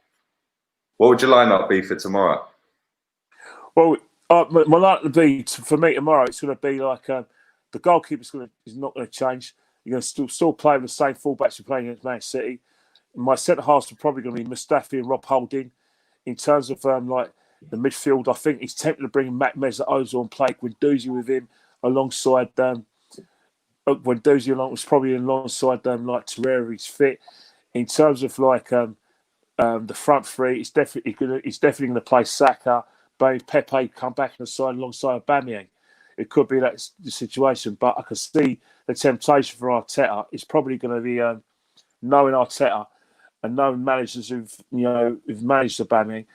It seems like they think that Aubameyang plays his best football for the club when he plays on the sort of left or right hand side, and I'd rather have someone who could play with their back to goal. So it could be a chance for Eddie again, or Lacazette. You never know. But the fact of the matter is that you're not going to see that because of the situation within coronavirus, the fact that all the games are bunched together, you're not going to see the same side all the time. Because look what happened. First 23 minutes, we had 2 injuries. Yeah, that's true.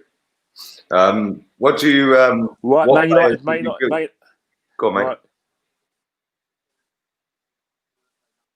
No. Man United were on attack, but Spurs managed to snuff that out. Which players would you build a team around? Well, the thing about it is that you have to personally, I do like the look of Kieran Tierney and I think he'll be here for a long while. But in terms of you've got Pepe as well. I think if he gets someone who could that's a nurture and build up his confidence, because there's definite footballing ability there. It's all about getting him into a bit of possessional sense. But if you pay £72 million on a player and he's still a youngish player, build a side around him. I don't see any reason why you can't build a side around the both of them. Because Aubameyang's 31, so is Mesut-Ozil. They're not going to be here. I think you're young players. You know what I mean? But it's a damning indictment that we haven't got other players that I can mention to build a side around. No, it's true. I personally think Tierney should be captain. Yeah, the guy's come from a club where he was a serial winner, and he was a mainstay in that team week in, week out. I know it's not the greatest league in the world, but that's irrelevant. He's got that elite mindset. Yeah. And people tell me David Luiz has got that. Just because he's won 18 trophies in his career, don't mean he's got that mindset. He's just been very lucky that he played for PSG and Chelsea. I think with David as well is that he's, in terms of off the field, he's very much respected, and he is liked by a lot of the players in the dressing room. They do look up to him. That one thing is with David Luiz, he is what he is on the jar. You do know that you are going to get, but because he thinks he's like a good footballing talent. He's one of those people who are going to let the ball bounce, like, you know what I mean? Yeah. Oh, King Armish. It's funny to say that. Roy Keane was blasting Maguire. Oh, he got absolutely destroyed. I just see it a second ago. Yeah. Roy Keane's class, man. I love listening. Yeah, but he's not particularly happy with De Gea as well. Yeah, he should have caught it. The Son chance, the header. He said he should have caught it. He was going mad. Yeah, but I think he's got a bit of a point in terms of Maguire when the header goes initially when Luke Shaw has got that header and Rashford can't win the ball. He's already out of position. He's not on his toes. He should be attacking that ball and not letting Bergwijn get in that little space. So what he's done is that because he's on his toe and he hasn't that split second, but Bergwijn's managed to make that run. Maguire was never ever going to get to that ball because the minute he gets nearer Bergwijn, he's going to give away a penalty. So again, his positional sense has got a lot. But I think what it is that Maguire needs someone alongside him who could talk to him and talk to him for his game. And obviously, he's 27. He's a Man United captain, but sometimes you need a partner. You know what I mean? Ferdinand, he had Vidic. You know what I mean? Yeah. And the same with Palace had Bruce. Adams had Bold and everything. Talk to each other, and I think that's what happened. There was lack of talking when like I said, Bergwijn made that late run into the box. Yeah, no, I agree. And then the funny thing about it is, I said this the other day, right? I don't think Leno is the biggest problem at Arsenal, but far from it. And he was superb the other night. Some of the saves he made. I don't think he's the goalkeeper that's going to elevate us up levels. But at the same time, not at all. At the same time, I do think that he has had an all right season this season, and without him the other night, it would have been 6, right?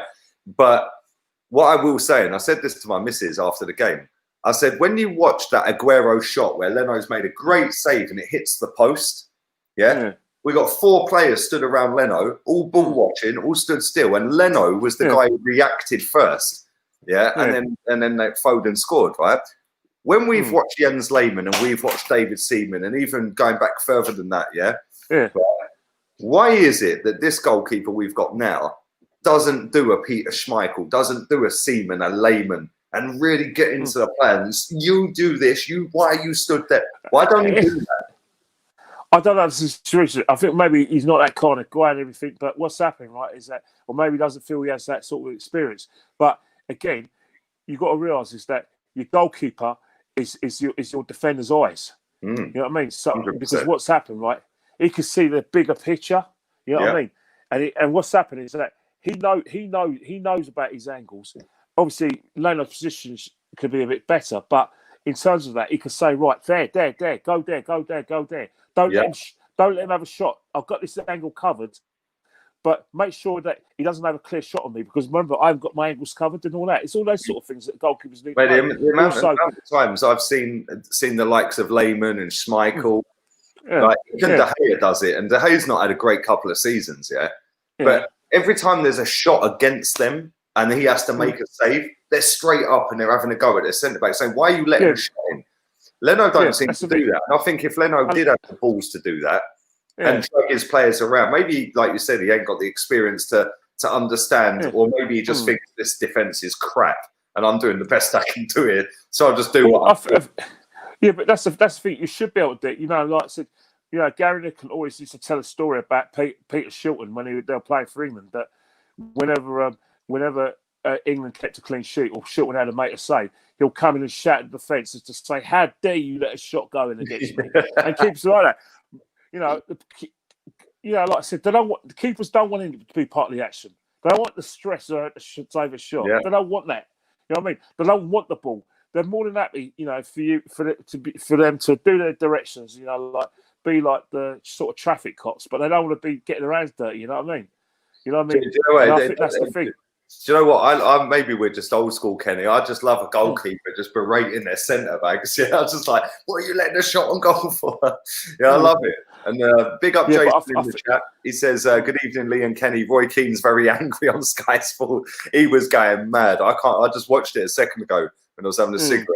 Yeah, he was going mad. Yeah, I love Roy Keane. I love listening to him. What a player he was. Yeah, not a great manager, but he was a quality player. And I'll tell you what, Man United could do with a few of them, because they're going out of a whimper here at the minute. And Tottenham kind of established a bit of control in the game. They're warming Pogba up. So yeah, but we've run through at Man United. They've got, I think, if they can get the ball to like the forwards, they've got a goal to come up as well, and he managed to sort of sniff out a chance here and there. But in terms of like Man United again, they need to get this lad on the ball a lot. Fernandes as well. Rashford, he's the one who can unlock the door, definitely. Yeah. Oh, he said, what's happened? He's gone really close to the shot. He's managed to crank out the blade, do 1-2 with Rashford. Look at him. You look at the replay now. He's giving Rashford the ball. Martel the ball. Martel's getting it back to him. He's had a great shot, which is for about 25 yards, which is basically skimmed, and it's gone just inches past Lloris's post. The thing is, like we said earlier, if this goes 2-0 Tottenham, it's game over. Yeah. Man United Game get over, a goal, then they can then build from that and then bring Pogba on, bring Agallo, obviously, and they could kick on from there. But if Tottenham go 2-0 up, and the problem is, the longer this game goes on, the more Man United have got to go forward. Yeah, which leaves for the attack. Well, see, if you look at the Sissoko, that outball was always looking up, playing an outball. Just watching that chance again, that's literally whiskers away from going bottom corner pad. Yeah. That was a good little break, though. Kartik says, "Is it time to sack Arteta? What are your comments?" Well, he's only just got there. He's only the lad's only just got there. You know, obviously he's not going to get every selection right. You know, he's got a good attitude in terms of like he wants to give the players sweets and he's trying to get them to improve and blah blah. And what Arsenal fans need to accept is that at the moment we're playing sort of sticky plaster football. You know what I mean? The wound, there is a wound, but he's putting tape over the wound. So what you're seeing is just one of the things where he's just trying to develop a temporary style of play and trying to get the best results he can at the moment because of the fact of the matter is he's only joined half the season. Next season, when he does get the players, and he has to try and implement his style. But one thing that Arteta is going to find out is that whatever style he wants to play, if he wants to play pet football, then he needs to revise that play because he hasn't got pet players. So he needs to be less ambitious. Exactly. Do you know what I think is funny, right? Is like I said this today. I said we're the only football club in the world that never get a new manager bounce. Like it just never happens, does it? Like, well, you know what's happened. You get a feeling of Arsenal is that I think our players just ain't good enough. They just can't do it. You know, like it's some clubs, right? Some players, right, want to impress the manager, or some players have down tools. I think our players not only did that, they didn't just down tools because they weren't happy with Emery. I don't think they tactically they're in tune because what's happening at the moment is that certain things that they do, it's not just because they're not playing for the manager. It's just that they're making mistakes under Arsene. They still pull without the ball, and you know they're still not in tune. You know what I mean? They don't do it consistently. Like maybe a couple of matches a season, you'll look at Arsenal, you think, you know what, the pennies dropped. You know, they're doing all the things tactically, they're defending properly. You know, like I said, they're making sure the players are in the right position to receive the ball in the defensive areas and blah, blah. And then 2 games later, they go back to their old ways. I've just seen a graphic come up on the screen. I don't know if you see it, Kenny.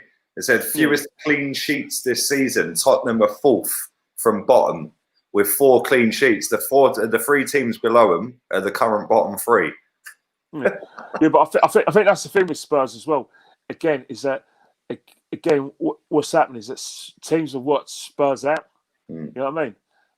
Like because I think what they did is that under Pochettino, they were very high energy, high pressing side, and they basically suck the life out of you.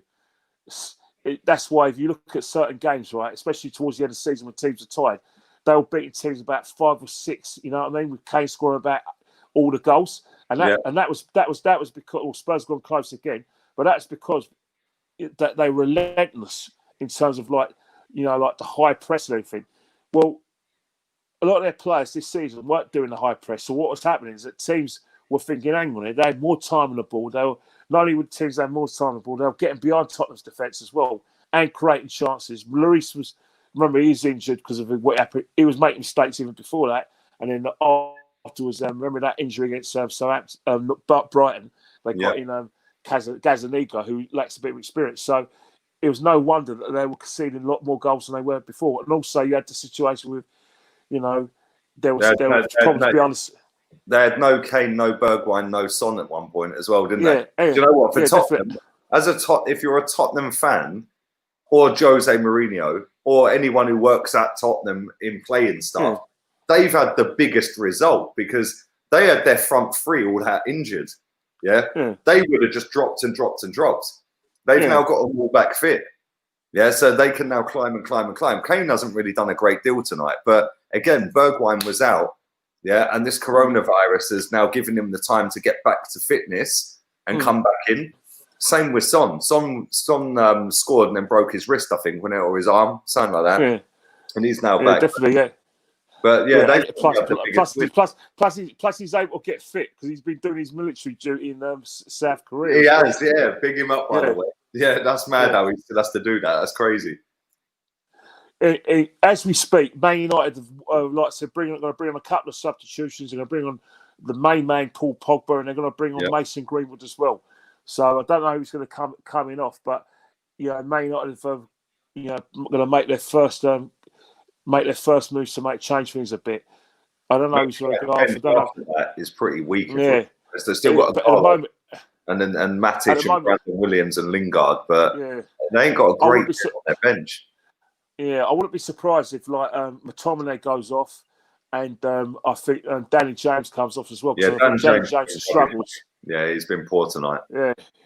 Stephen, thank you for your donation, buddy. He says, "Do you think Arteta will get the backing he needs?" I genuinely don't. I don't think Unai Emery got it, so I don't see any reason why Arteta would get it when a better coach or a more experienced coach get it. Yeah, definitely. I think the thing with Arteta as well, it's about convincing players that you want to come to the football club. A lot of the players are going to say, "Well, I want Champions League football."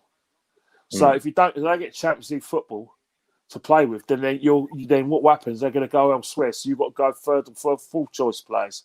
Yeah, you know what I mean. And the problem Arteta's got as well is because it's his first job, even though it's Arsenal, and we are a big draw to some players, but only a certain standard of player. We're not a big draw to a Timo Werner. Yeah. By the way, they bought themselves a top draw striker, mate.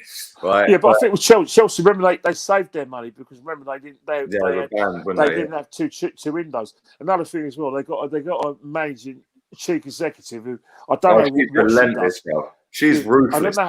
She's ruthless. I mean, maybe she helps them out when she goes to a meeting or something. I don't know. Maybe. I don't know. All I know is that she managed to get players to sign peanut contracts, and she manages to get clubs to pay 20 million more than what the player's worth. Bro, how are they going to buy Timo Werner for what pretty much there or thereabouts what they're selling Morata for? Yeah, it's crazy, isn't it? It's mad. Yeah, and how they've convinced him to go there. And I've said this for a long time, right? Yeah. Well, as we speak about Chelsea has got a lot of money to spend, and they will spend it this summer. Chelsea are a threat for the title next season, 100%. Right. Just before we speak, Mason Greenwood's come off.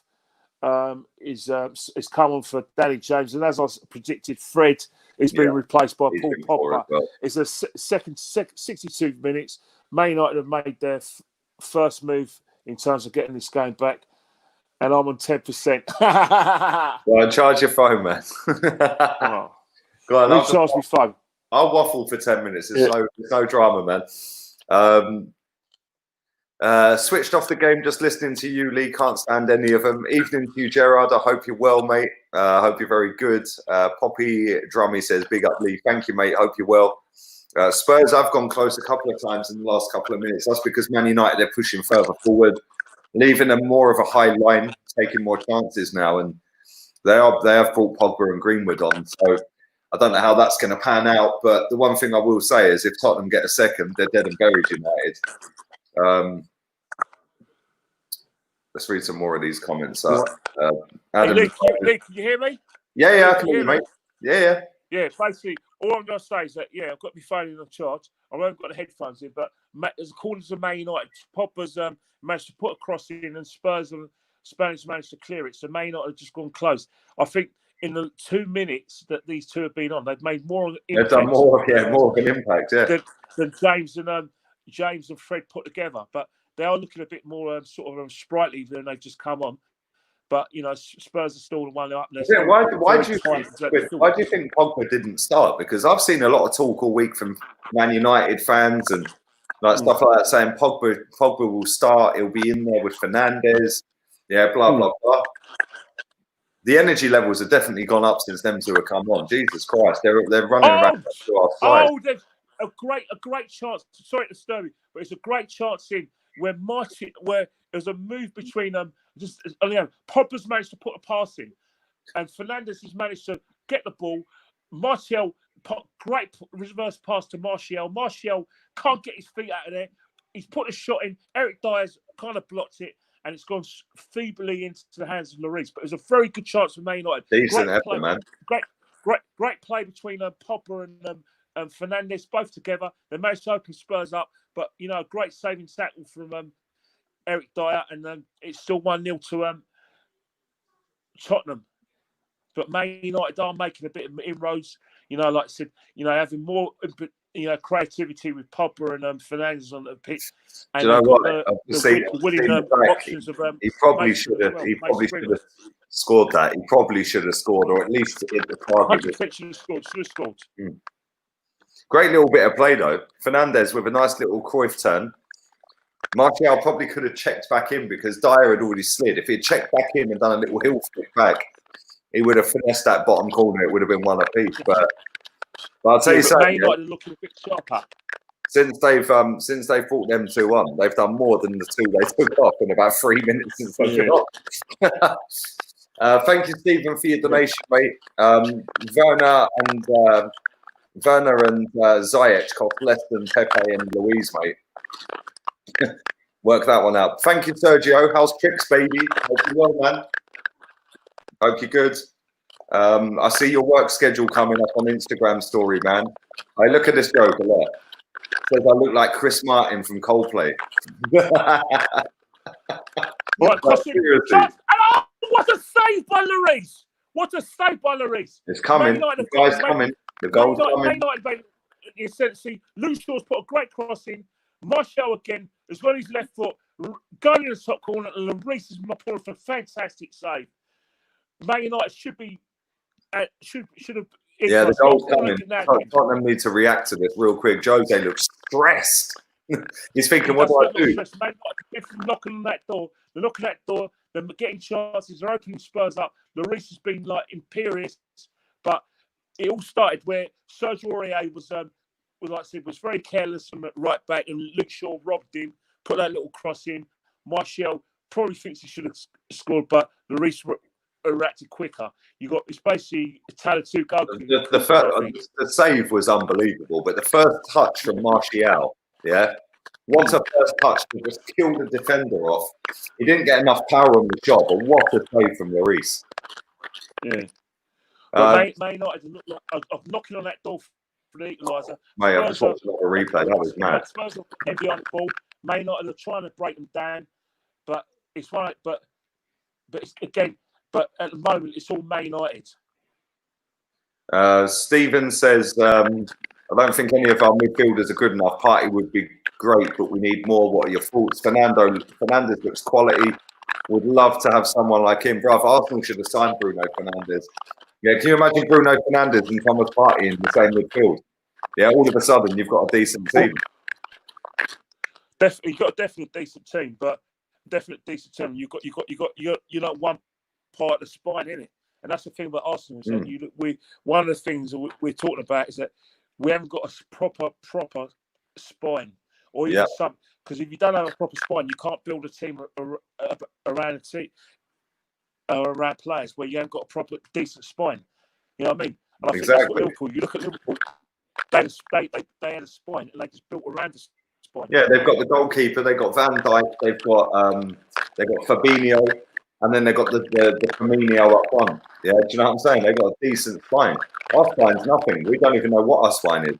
Evening, Tokyo Guna. Hope you're well, buddy. Hope you're well. I'll come to Tokyo one day, bro. It's a place I've always wanted to travel to. Let's read a few more. Yeah, Sergio's working till 2 a.m. next week. Oh, he starts working at 2 a.m. Bro, I see your schedule. Your schedule is crazy, bro. Yeah, you're a mad one. Oh, they're having a drinks break and they're showing the goal again. It looks even worse than ever. It looks bad. Not so much for De Gea, but Harry Maguire. It looks really bad. But I'm looking at it again. You know what? De Gea should have got his body behind that. You know that. 100%. He should have saved it. Just seen the Lloris one again as well. The save from Martial that he made was class, but Martial's got to score that. And do you know what? That's probably the best thing that could have happened is them having a drink break, because now Jose can get back into him and say, right, just park the bus. The thing we talk about is now, it's very unusual, like, that we're playing in June and July, because, one of the things about playing at this time of year is that you've got players who are out of contract and who, we had a situation with Ryan Fraser. Ryan Fraser's on a, like I said, wants to see out his contract. He wants to go on a free. 9 games left, but Bournemouth want to stay up. He's refusing to play because he doesn't want to get injured in case it scuppers a possible lucrative move for him. As we speak, Spurs have made a couple of substitutions. Lamella and Bergwijn have gone off, but Lo Celso and Fernandes have come on for Tottenham Hotspur. So they've also made some changes. But if you look at the changes Spurs have done, they've brought in they've taken off. Probably going to play for 2 now with Song and Kane, and like I said, in Kane. And I think the Celso's probably going to just make a bit of a nuisance of himself and try and. He's just going to be a pest. All he's going to be is a pest. You know what I mean? Yeah, he's just going to be buzzing around Pogba maybe, and try and stop Pogba getting a foothold on the game. Because I'll tell you what, every time Pogba's got the ball, he was like Kevin De Bruyne the other night. He's got 10 yards of space, and if you give Pogba that much time and space, he's going to hurt you eventually with a pass or a goal. Jose Mourinho's the only manager I know that he can win and he'll still be upset. Yeah. Do you know what, Kenny? Let me ask you this. Right? I don't know if I've asked you this before. Would you have took Jose as Arsenal manager?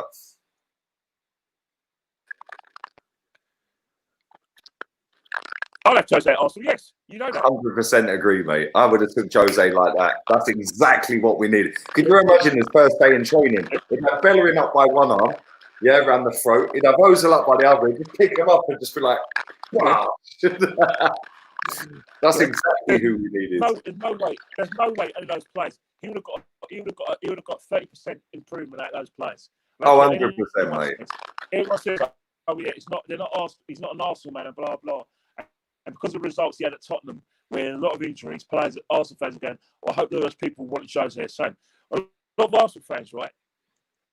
For some reason, right, they think that Arsenal is this classy club and we've got this Arsenal way. What is the Arsenal way? There is no such thing as a football way.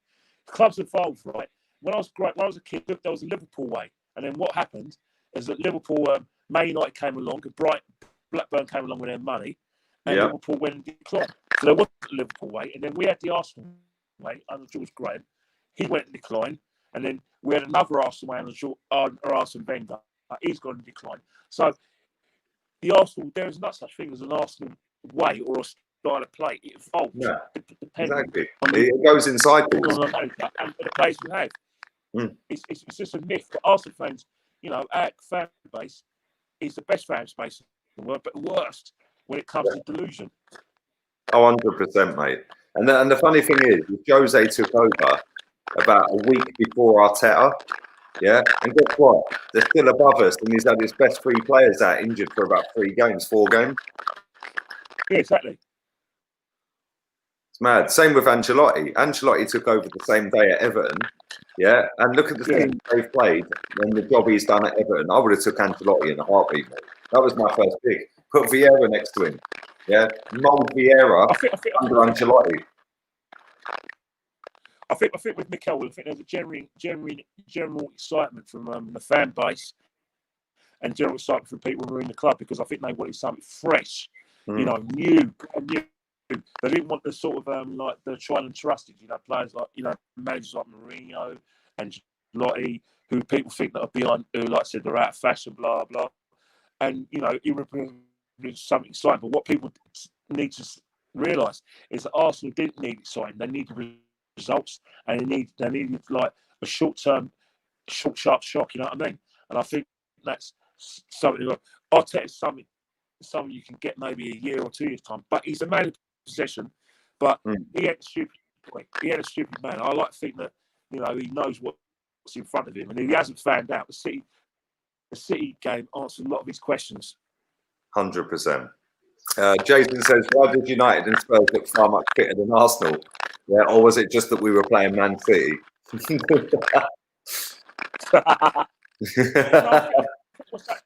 what's happened, right, is that I think what's happened when you play a team like Man City, you have to be fit because you're not going to get a lot of the ball.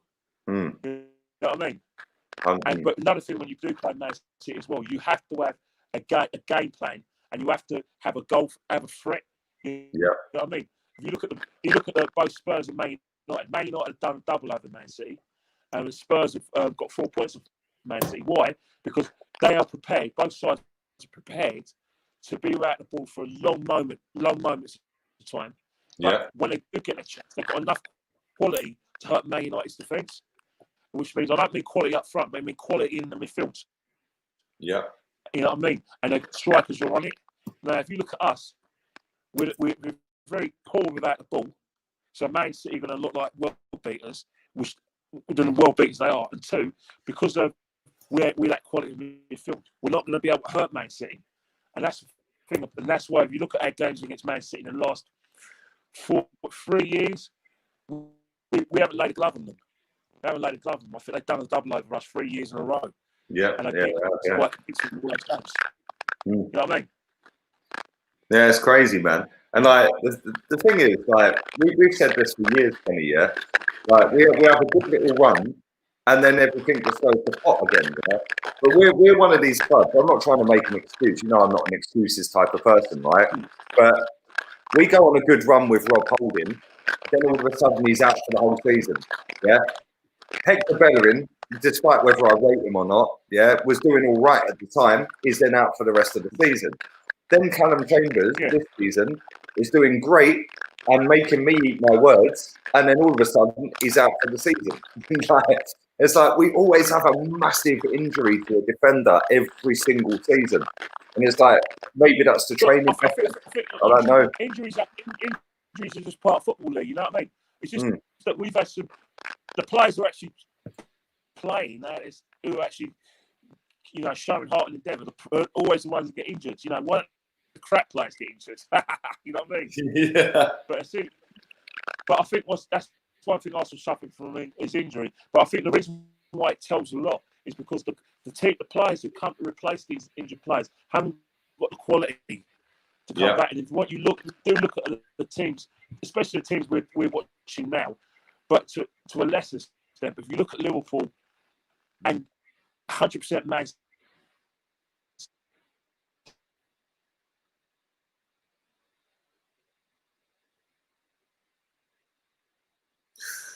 Oh, that was close. He's gone again. He's gone again.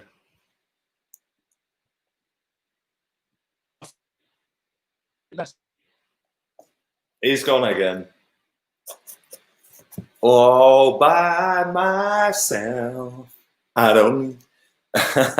Do smash the likes up if you haven't.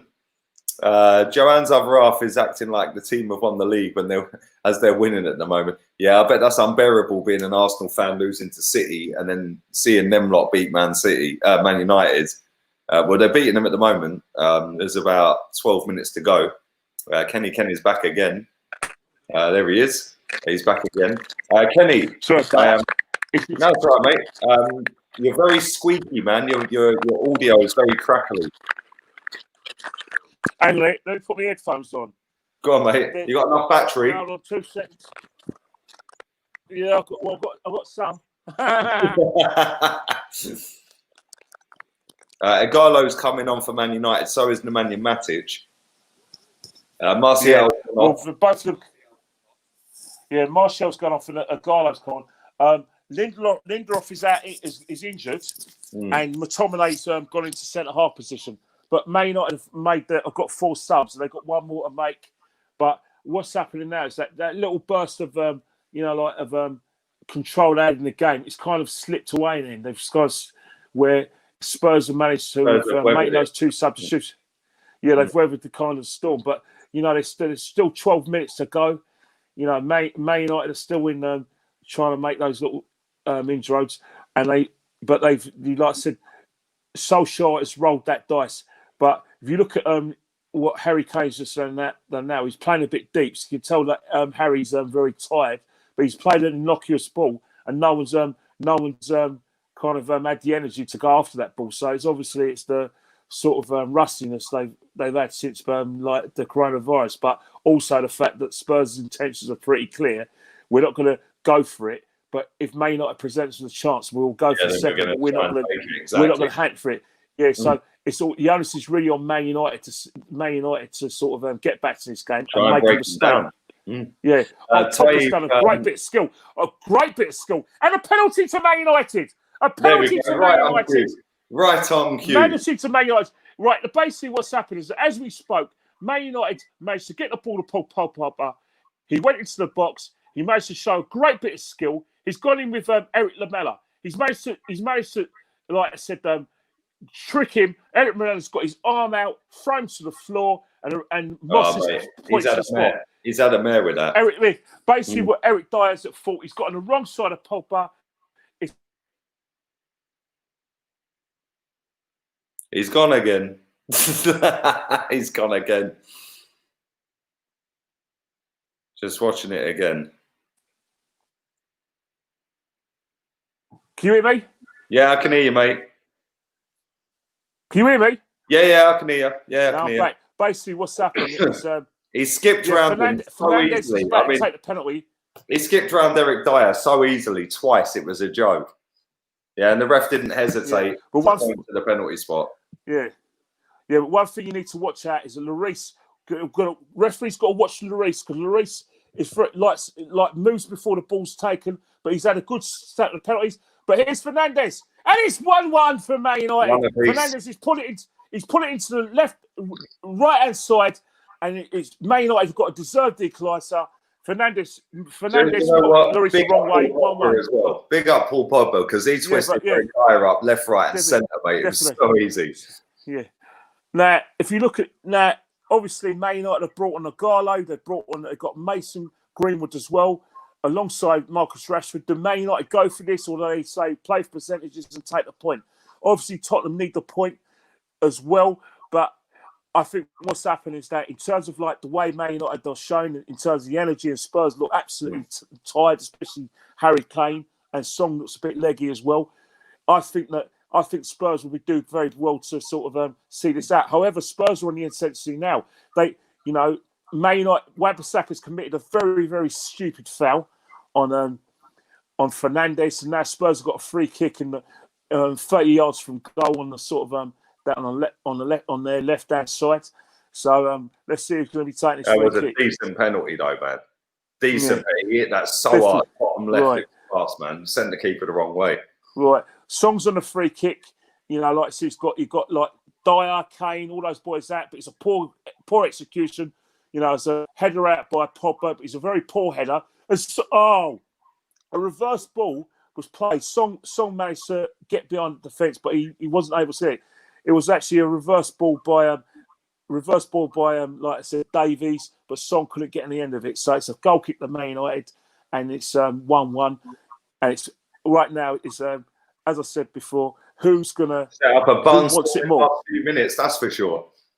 Well, we got 7 minutes left, but we'll say we've got injury time, so that could be like last 4 minutes. But I think the referee might take pity on the players and blow up 90 minutes because there's quite a few players out there are blowing, and it's very hot in North London at the moment as well, in Haringey.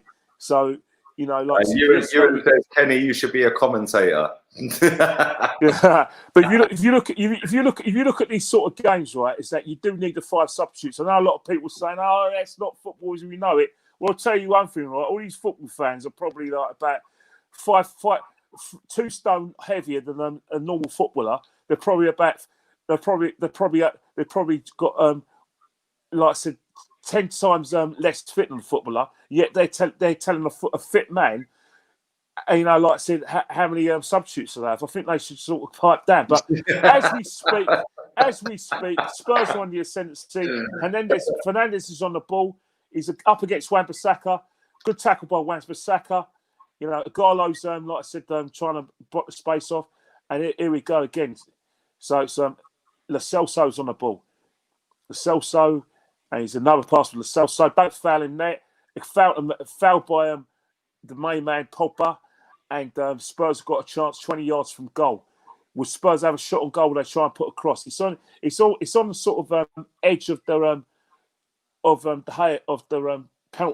penalty box, but I don't know whether it's going to be a shot or a cross. It looks like Song's going to take it, and he's looks like he's positioned himself to take a cross into the box.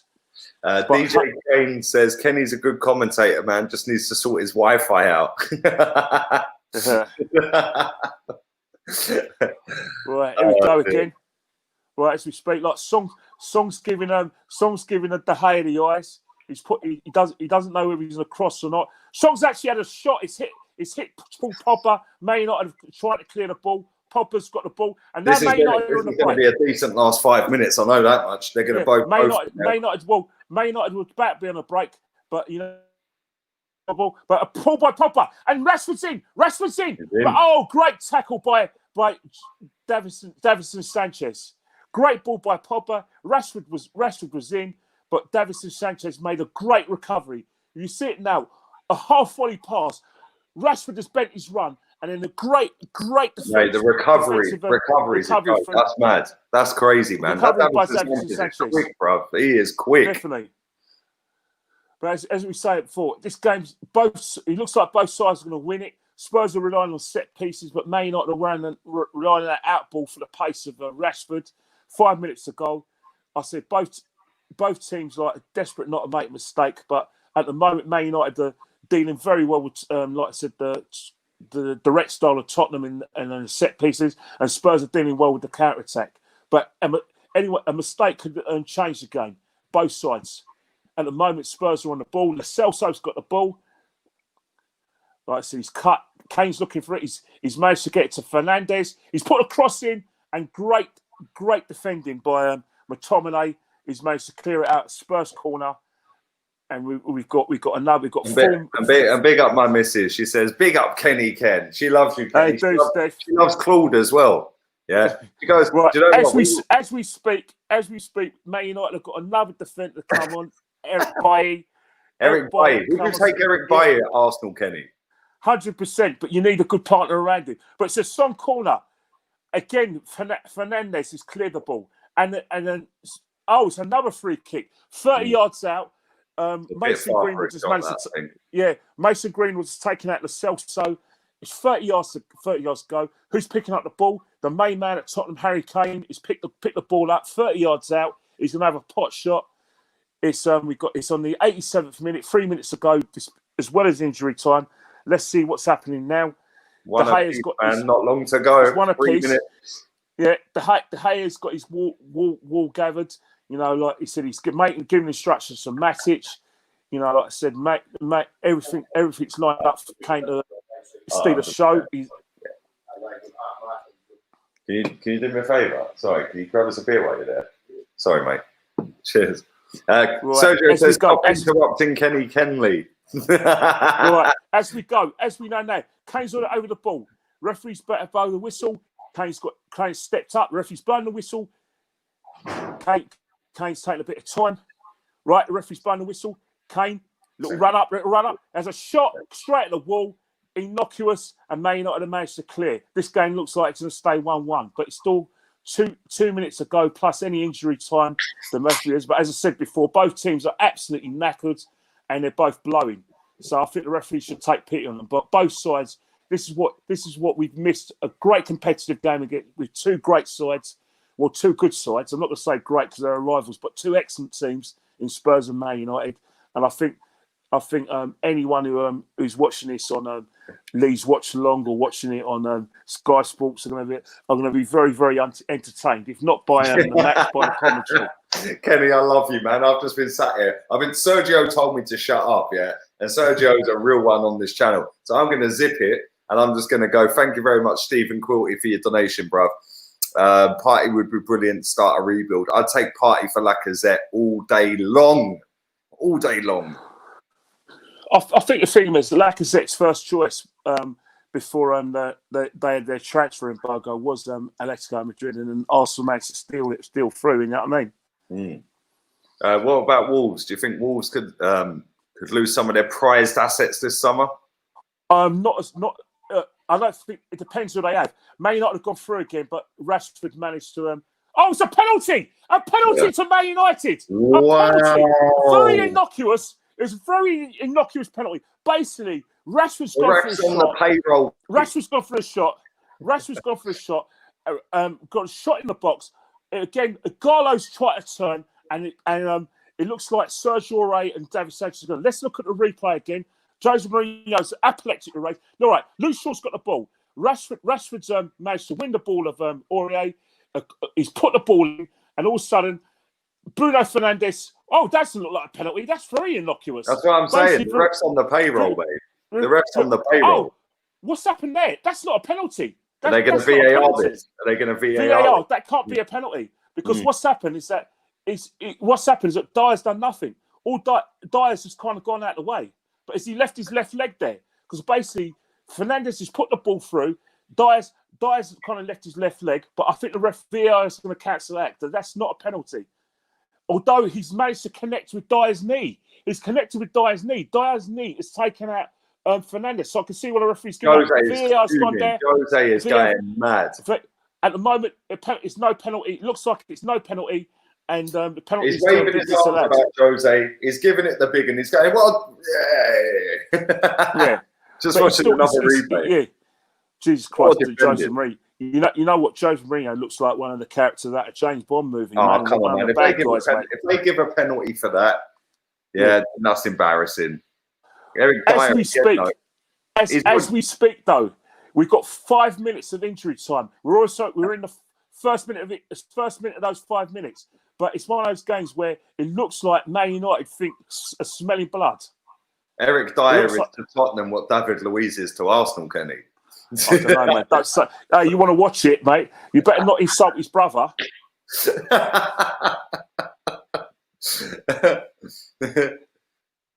I'll tell you one thing, right? He looks like one of those characters.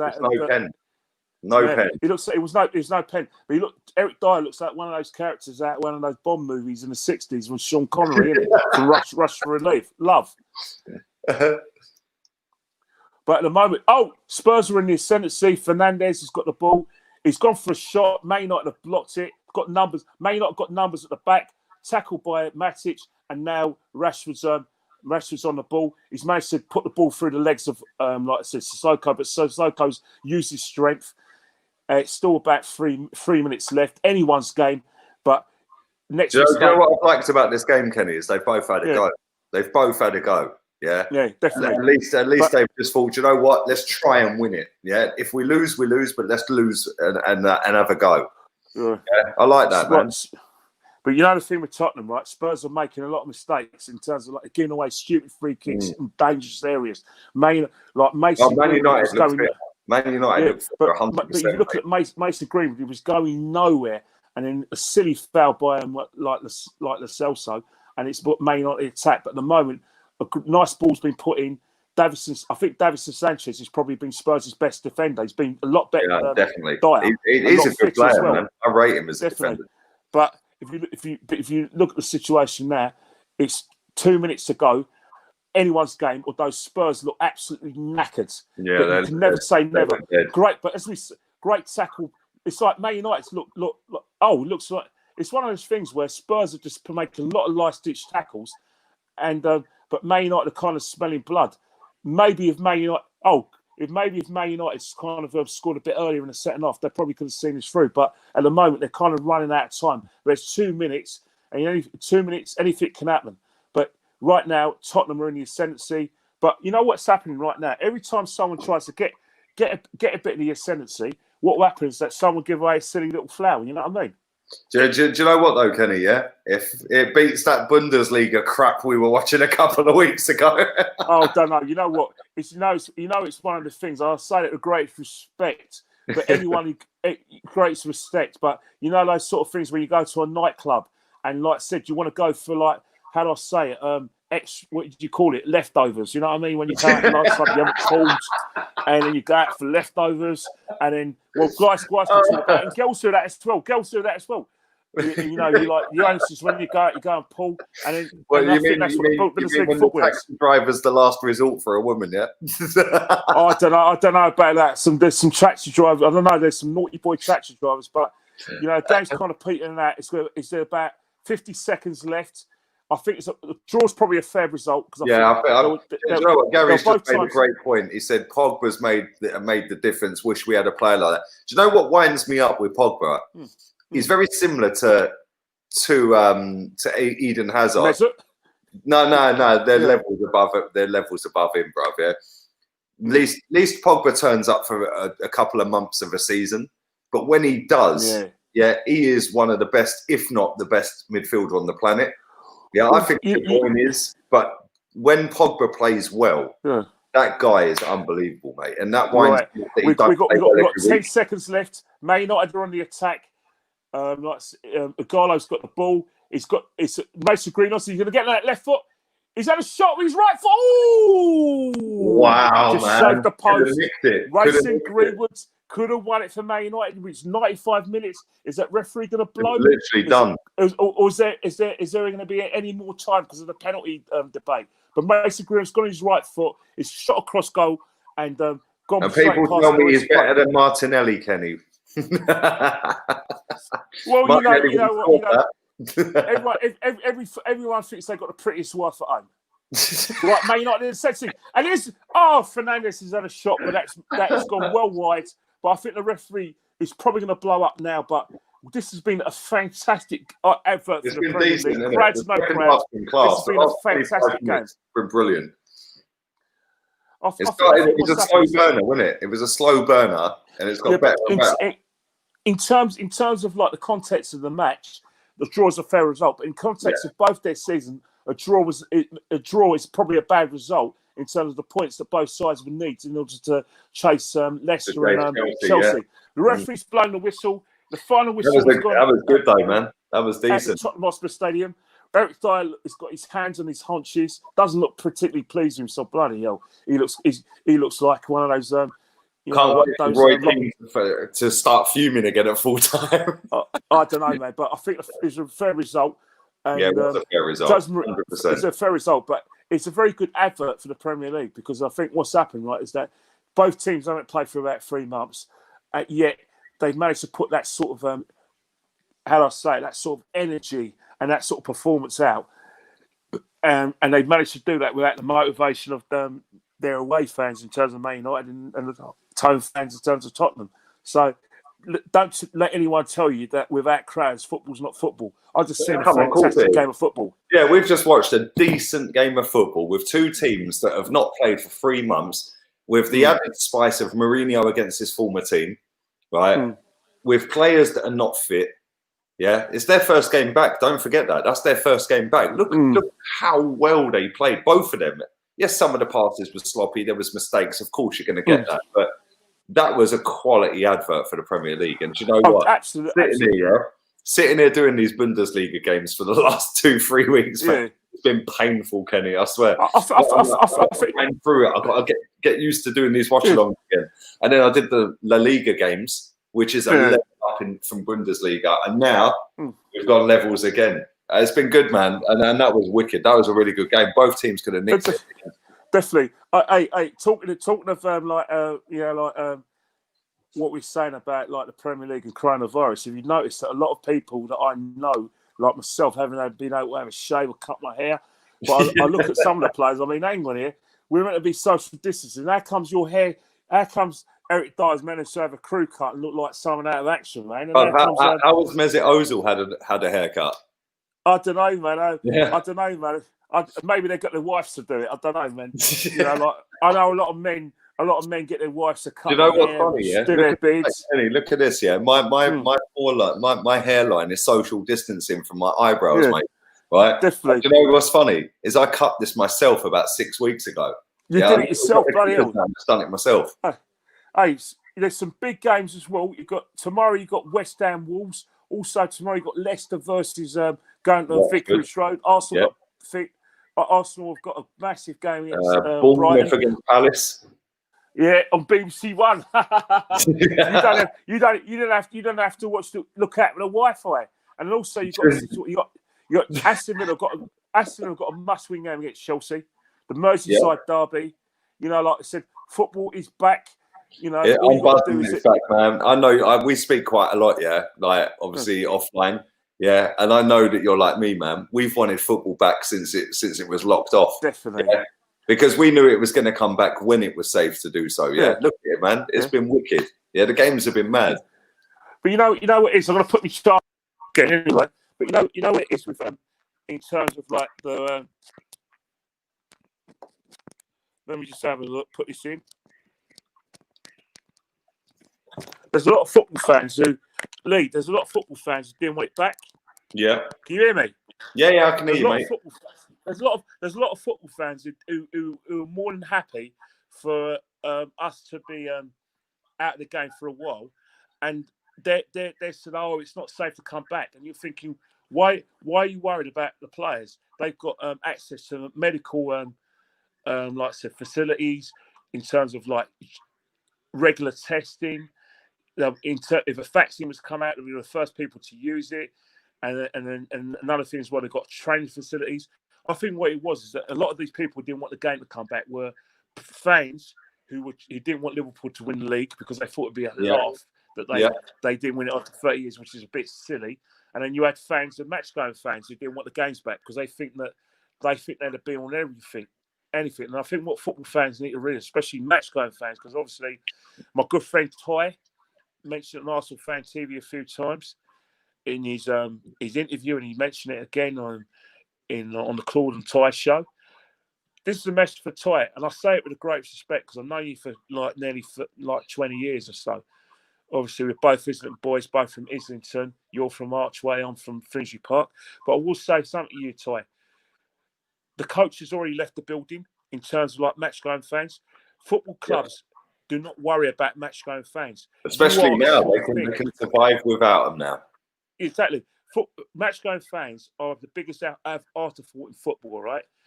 All football are now looking for the armchair fan. The armchair fan is what keeps football going. Because what's happened? They'll go and watch Sky, they'll go and watch BT, they'll go and watch it all around the world. Some of them are on satellite channels all around the world as well. So they're the ones that football wants to cater for. Their match-going fans also buy more sort of merchandise than the match-going fans. So basically, the armchair fan, right, is the customer, right? And he's the one that football caters for, because a lot of our armchair fans are from abroad. Because if you want to make football more inclusive, you've got to think about our fans in the United States, India, Australia, Nigeria, all around the world. So the match-going fan can't look down the noses of armchair fans or sort of fans who are from abroad. They have to understand that, yes, you are a part of the game, but you're not a massive part of the game. You're an afterthought. Another thing as well, football knows that if you guys get the up and want to leave and stop going to Arsenal, someone else will take your place. 100%. Remember, the demand outweighs supply. And you're an economist, Lee. Supply versus demand. If demand wins, then what will happen is that a lot of people are going to want one ticket. Yeah. So they can charge through the roof if you do the front off. Yeah, exactly. And another thing as well, the club doesn't care if you wake up at 5 o'clock in the morning and get the Newcastle. Yeah, the players will give you a bit of a clap at the end of the game if they can be bothered. But you look at Arsenal, whenever Arsenal, thank their fans, they're more likely to thank someone in Dallas or someone in. You've only got to look at when we go on pre-season. Yeah. Why don't they do a pre-season in the UK? Exactly, but the fact of the matter is that's where the money is. Football of course it is, man. And do you know what, Kenny? I'm making right on that. I'm making 100% right on that. Yeah, football is a business. Yeah, match day fans are no longer the biggest part of their business. Yeah, so I make them right on that. Yes, it hurts. Yeah, when we go to games and we go away and they don't even clap and stuff, like come and say thanks for that. That's a piss take. But I get it. I do get it. Yeah, I get it. 100%. And at the end of the day, you're absolutely spot on with what you said. There was three reasons why Arsenal fans didn't want the league back. Number one, they couldn't go to games. Number two, they thought that Man City would get banned and we'd somehow sneak in via the back door for Champions League. And number 3, in no particular order, was Liverpool wouldn't win a title. Yeah, that's it. Right? If people had come out and said that, I'd rate them more for saying it. Instead, they dress it up. Oh, it's all about the health and safety of others, and then they all jump on the watch-along hype. Yeah, you know what I mean? Like, seriously, mate. Seriously. Yeah, but thank you to. Go on, mate. The thing was this: is that I think the thing that really got to me was, with when people were worrying about coronavirus, it looks like it was uniform. It's like there was only one voice that if you went out, you were selfish. If you wanted football back, you were selfish. But hang on here, people don't realise, right, is that there's a lot of people who rely on football for their jobs. Yeah, I'm not talking about journalists or people. No, but the guy who's the ticket guy or the match day shop guy, within the game. But if you look at it now, there's a lot of people who are non-playing staff. If there's no football, the non-playing staff are going to be without a job. You know what happens? Like if a club gets relegated, the non-playing staff are the ones who get made redundant. Yeah, not the players. And I think that's why that's why you need the football back as quickly as possible. So you stop furloughing the staff and you can start paying the staff. At the moment, the non-playing staff are going to be really, and I say this to the greatest, but they need to be worried about the futures, because if we're not letting crowds back in, and we're not just talking about the matches, we're not letting crowds watch training, we're not letting crowds do stadium tours. I'm really worried about the normal person, Maggie or Anne, who works in other departments within a football club, who's trying to pay the mortgage to put food on their kids' table. Yeah, no, mate, I make you so right on it, Kenny, right? And the thing is, because they've lived for the last 3.5 months without football fans now, yeah? Right? And this could continue on for another 6 months, by the way, without fans on the ground. They will make it to the point where fans literally don't matter anymore. Yeah? Yeah, the match day fans. Like you said, I make you absolutely right. Yeah, match day fans are an afterthought, mate. Yeah, if you don't go, Kenny, and you don't renew your season ticket next season, guess what? There's 10 people queuing up to buy your season ticket. Yeah, 100%. 100%. Don't matter. Yeah, and I think that's the thing. Match day fans, stop thinking you're the be all and end all everything. You're not the be all and end all everything. You're just a tiny little speck in a big business. Yeah. So how long do you want the football to not go on? Do you want it go on? Do you want us to wait till August 2020, 21 for you to come back, for football to come back? So basically, the armchair fan, or who are probably 95% of a fan base, miss out because you 5% can't go to games. Come on, man. And do you know what the funny thing is? The funny thing is there's this snobbery, Kenny, right? There's a snobbery with match day fans that I'm one of them. I'm a snob. I'm better than you because I can go. Yeah, that's the snobbery with it. Yeah. The funny thing is, a lot of people have had their nose knocked out of joint because now they can't go, and now they're a sofa fan as well. Yeah, that's another reason as well. Like, you got to realise with football, another thing as well is that I'm renewing my season ticket at Arsenal, but I don't know when I'm going to go back. You and I know that what will happen is for unless the government reduces the 2 meter rule to like in terms of 2 meters down to maybe 500 centimeters, right? Then you can't go. Got a chance. We ain't got a chance of filling the Emirates. So what's going to happen right now is that you're going to have staggered football fans. So what will happen is that you're going to have reduced capacities. I'll be all right if they have reduced capacities. I'll be fine because I'm a season ticket holder. Yeah, I'll get price priority. Yeah, they won't sell them to members. They'll only sell them to season ticket holders. The worst that will happen to me, right, is that they may say to me, right, we've got 27 home games. You probably can only watch 20 of them because we might be able to get in. I'll take that because I love watching Arsenal, right? Yeah, of course. I'll take that. Yeah. But what's happening as well is that I accept that until we get regular testing, until there's a vaccine that someone's brave enough to take, because I ain't going to take it. I don't think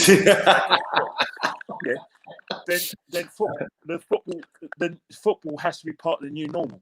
Like of course. the only thing that's going to be normal with football is that Sky going to have a TV show, the players going to be playing, but the armchair fans are still going to have a service, but the match going fans like myself are going to have it sort of staggered out, because you've got to look at a lot of match going fans may not be able to afford because they've been furloughed and they've gone out of business, so they might even have those tickets to match to go to because they've been made redundant. Yep, that's true. Let me rinse through some of these comments real quick. Thank you, Hyder Egerton, for your generous donation. Appreciate that, mate. Thank you very much. Chelsea fans are loving life. Great result for them. Very good result for them. Jose is finished, apparently. Right, well, listen, they played well tonight. So did Man United. The game got better the longer the game went on. Very impressed with your hair, Lee. Can you do mine? Right, listen, I cut my own hair, right? I used to cut my own hair back in the day. I used to model myself on Vanilla Ice. Yeah. I used to shave my hair and like, put patterns in and all that. But Majid predicted a draw. Top stream, thank you, Lewis.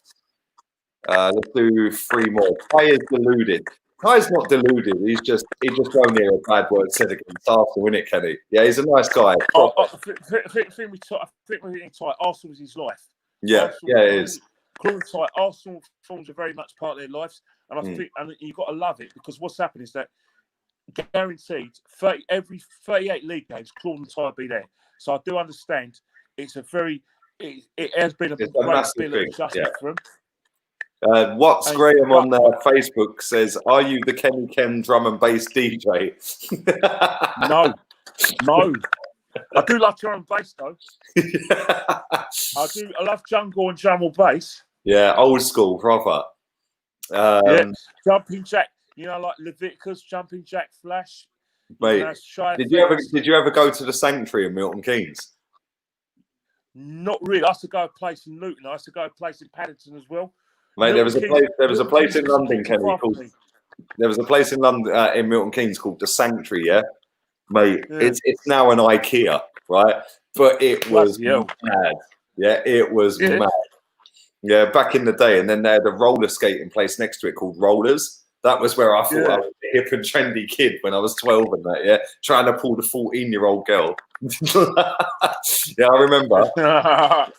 Yeah, I smashed my front teeth out. I got a cap on both of my front teeth, yeah, because I was trying to impress this girl, right? And I smashed my teeth roller skating. Yeah. I went home with my teeth in my hand. I was like, "Mum, what happened?" You roller skating? Look, I used to be sick, bruv. I used to speed skate backwards and everything. I loved it, man. Don't talk me about roller skating. We used to have an ice rink in when we lived around the Finsbury Park area. You know, at Sobel, we used to have an ice rink. And now we moved further out. I tried taking my 2 daughters out ice skating. One of the most dangerous things I've ever done. Can you imagine having to pick me up if I fell down? Kenny, the whole ice would have cracked if you had landed on it, bro. You're a big guy. Well, not too funny. Basically, you know what I did? I was very clever. You know the hoardings, the boards, right? What I did is I held myself on the boards and I sort of skated around there. And I said to one of the ladies, I said, "Oh yeah, you know my daughter. Can you look after her?" And I said, "I'm just going to skate and watch you do it." And it was actually quite funny. But the worst thing about it is that when you're doing it, go for the balls, everyone else has got the same idea. So when you go around the balls, you know, like sometimes, right? There's a little space where you have to, if you get your hand on the ball, you have to sort of dive over and get on the other side. If not, you're on your own skating. Yeah. So when you've got loads of people behind you with the same idea, it's like taking life in your hands. Oh mate, it's crazy. This guy says Bauer turbos, bro. I had the Bauer turbos. I had the little socks over him and everything, man. Like multicolored socks, like lime green, lime pink. Madness. Kenny, listen, man. Tell the people where they can follow you at, bro. Well, basically, I'm on Instagram as KennyKen1972, and I'm on Twitter KennyKen1972 as well. So, if you want to give us a lot of follow, we can have a little chat about the Arsenal. But it's all about football as well, because I think what's happening is that, you know, first and foremost, you know, like I said, I want to say a big thank you to Marcus Rashford for what he's done for impoverished kids around the country about the free school meals. Because, like I said, if you ever wanted something to put something back in their community, well, Marcus Rashford has done that and 100%. doubled that. So big up. And not only that, he's also had a hand in Katie Hopkins getting a permanent Twitter ban. Well, yeah, well, like I said, well, the thing about Katie Hopkins as well is that one thing about Kate Hopkins is that it's very clear that people like her and Tommy Robinson are getting funding from very powerful people behind the scenes. Definitely, 100%. And that's why they always manage to get to events, manage to get themselves on TV. And I know she's very big in South Africa and Australia, so there's going to be a few people who are going to be listening to her rubbish as well, because I know she's quite finished there. But also, you want to say a big. Like I said, obviously, my heart goes out to everyone who's suffered from COVID-19, especially with lost relatives and lost people. It's been like a very thing. And obviously, we had a situation in the United States, George Floyd, and also another killing in Atlanta. Proper sad. I think what's happened, right, is that in a very minimal way, having the football back has been fantastic for all of us. Yeah, for the morale for everyone. It's all the lift, isn't it? Definitely. And most importantly, my heart goes out to everyone who's suffering financial trouble because of the being furloughed and lost their jobs. And do you know what? You just led me on to a very good thing that I want to say, right? Tomorrow, on every single stream I do tomorrow, right? I helped promote this guy before. Can't remember when it was. I can't remember whether it was before Christmas or after Christmas, but he does web therapy, for mental health. Yeah, and the guy got in contact with me the other day and he said, like, do you mind helping me out, promoting my thing, blah, blah, blah. So every single stream I do tomorrow, I'm going to be promoting him all over my social media accounts as well, with a discount code. And he does, like, webinars, where he does his YouTube channel and webinars that he does off his website to do with mental health. Yeah, so he does sessions with you to get inside your head, see where your head's at, and stuff like that. And I'll have a discount code for anyone that wants to jump on board with that tomorrow. Really nice guy, Swedish guy called Philip. So yeah, keep your eyes peeled for that. Every single stream tomorrow, I'll be promoting the crap out of that for him, because he's a sound guy and he does great work. And do you know what? Through this whole coronavirus, a lot of people have suffered with mental health through coronavirus, man. So yeah, keep your eyes peeled for that tomorrow, man. Obviously as well. Sorry to cut in as well. No, go on, mate. They've got a lot of elderly Arsenal fans as well. Like I said, they're on their own and lonely. Because of Boris is trying to protect them because they're in over 70s. They're not seeing their grandchildren. They're not seeing their their adult children as well. And I just want to say big up to them. And we're thinking of you, especially the Gooners. And I know my mum, I haven't seen her for good few nights, so I'm speaking to her as well.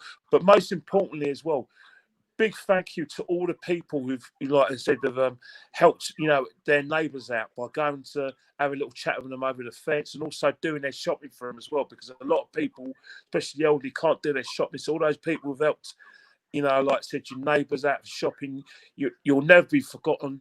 And, you're doing a really great thing, as well as our NHS, but also people just volunteered and helped been a really big help. Yeah, you realise how kind some people actually are when stuff like this happens, isn't it? And you realise how you shouldn't take anything for granted, really. Yeah.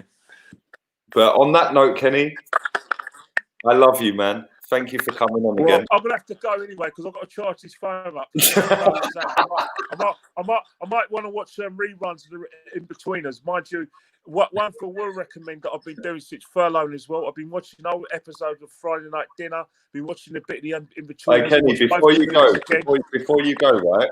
Watch Don't Fuck with Cats. That is mad. Yeah, watch it. It's called Don't Fuck with Cats. It's on Netflix. Okay, I'll watch that. Yeah, that's crazy. And watch White Lines. Yeah, it's a slow burner. Everyone's been talking about that. Yeah, I'm going to have to give it a bit of a butchers. It's a slow burner, but trust me, every episode gets madder and madder. Trust me, that's a wicked program. Definitely. But thank you, man. Lee, lovely evening. Lee, it's always good to talk. Thanks for having me on. I've had a great time. Thank you to everyone in the chat as well, man. Quite different quizzes and everything. I don't think Clive Tilsley should be worried, though. Listen, love you, Kenny. I'll speak to you later, Lee. I'll see you later. Yeah, take care, man. Take care. Thank you, Kenny. Take care, mate. See you, mate. Bye, mate. Listen, big up all of you guys. Yeah, really, really appreciate that. Let's see what the live count was on views before we get ourselves out of it. And don't forget, I will be back tomorrow, double watch along. We're starting early tomorrow. We're starting very early, nearly 11,000 views. That's not bad for a game that's not a game of a team that I support. Not bad. Thank you very much. We've got about 40 new subs as well, so we're well over 36.3. So thank you. Do download HOTMIC. I will be streaming simultaneously on HOTMIC tomorrow for both watch-alongs. You then can sync up because I will be doing it on BT and on YouTube. All have a wonderful evening. Real ones the lot of ya. Bluetooth, baby. Night, people. Back again tomorrow. Laters.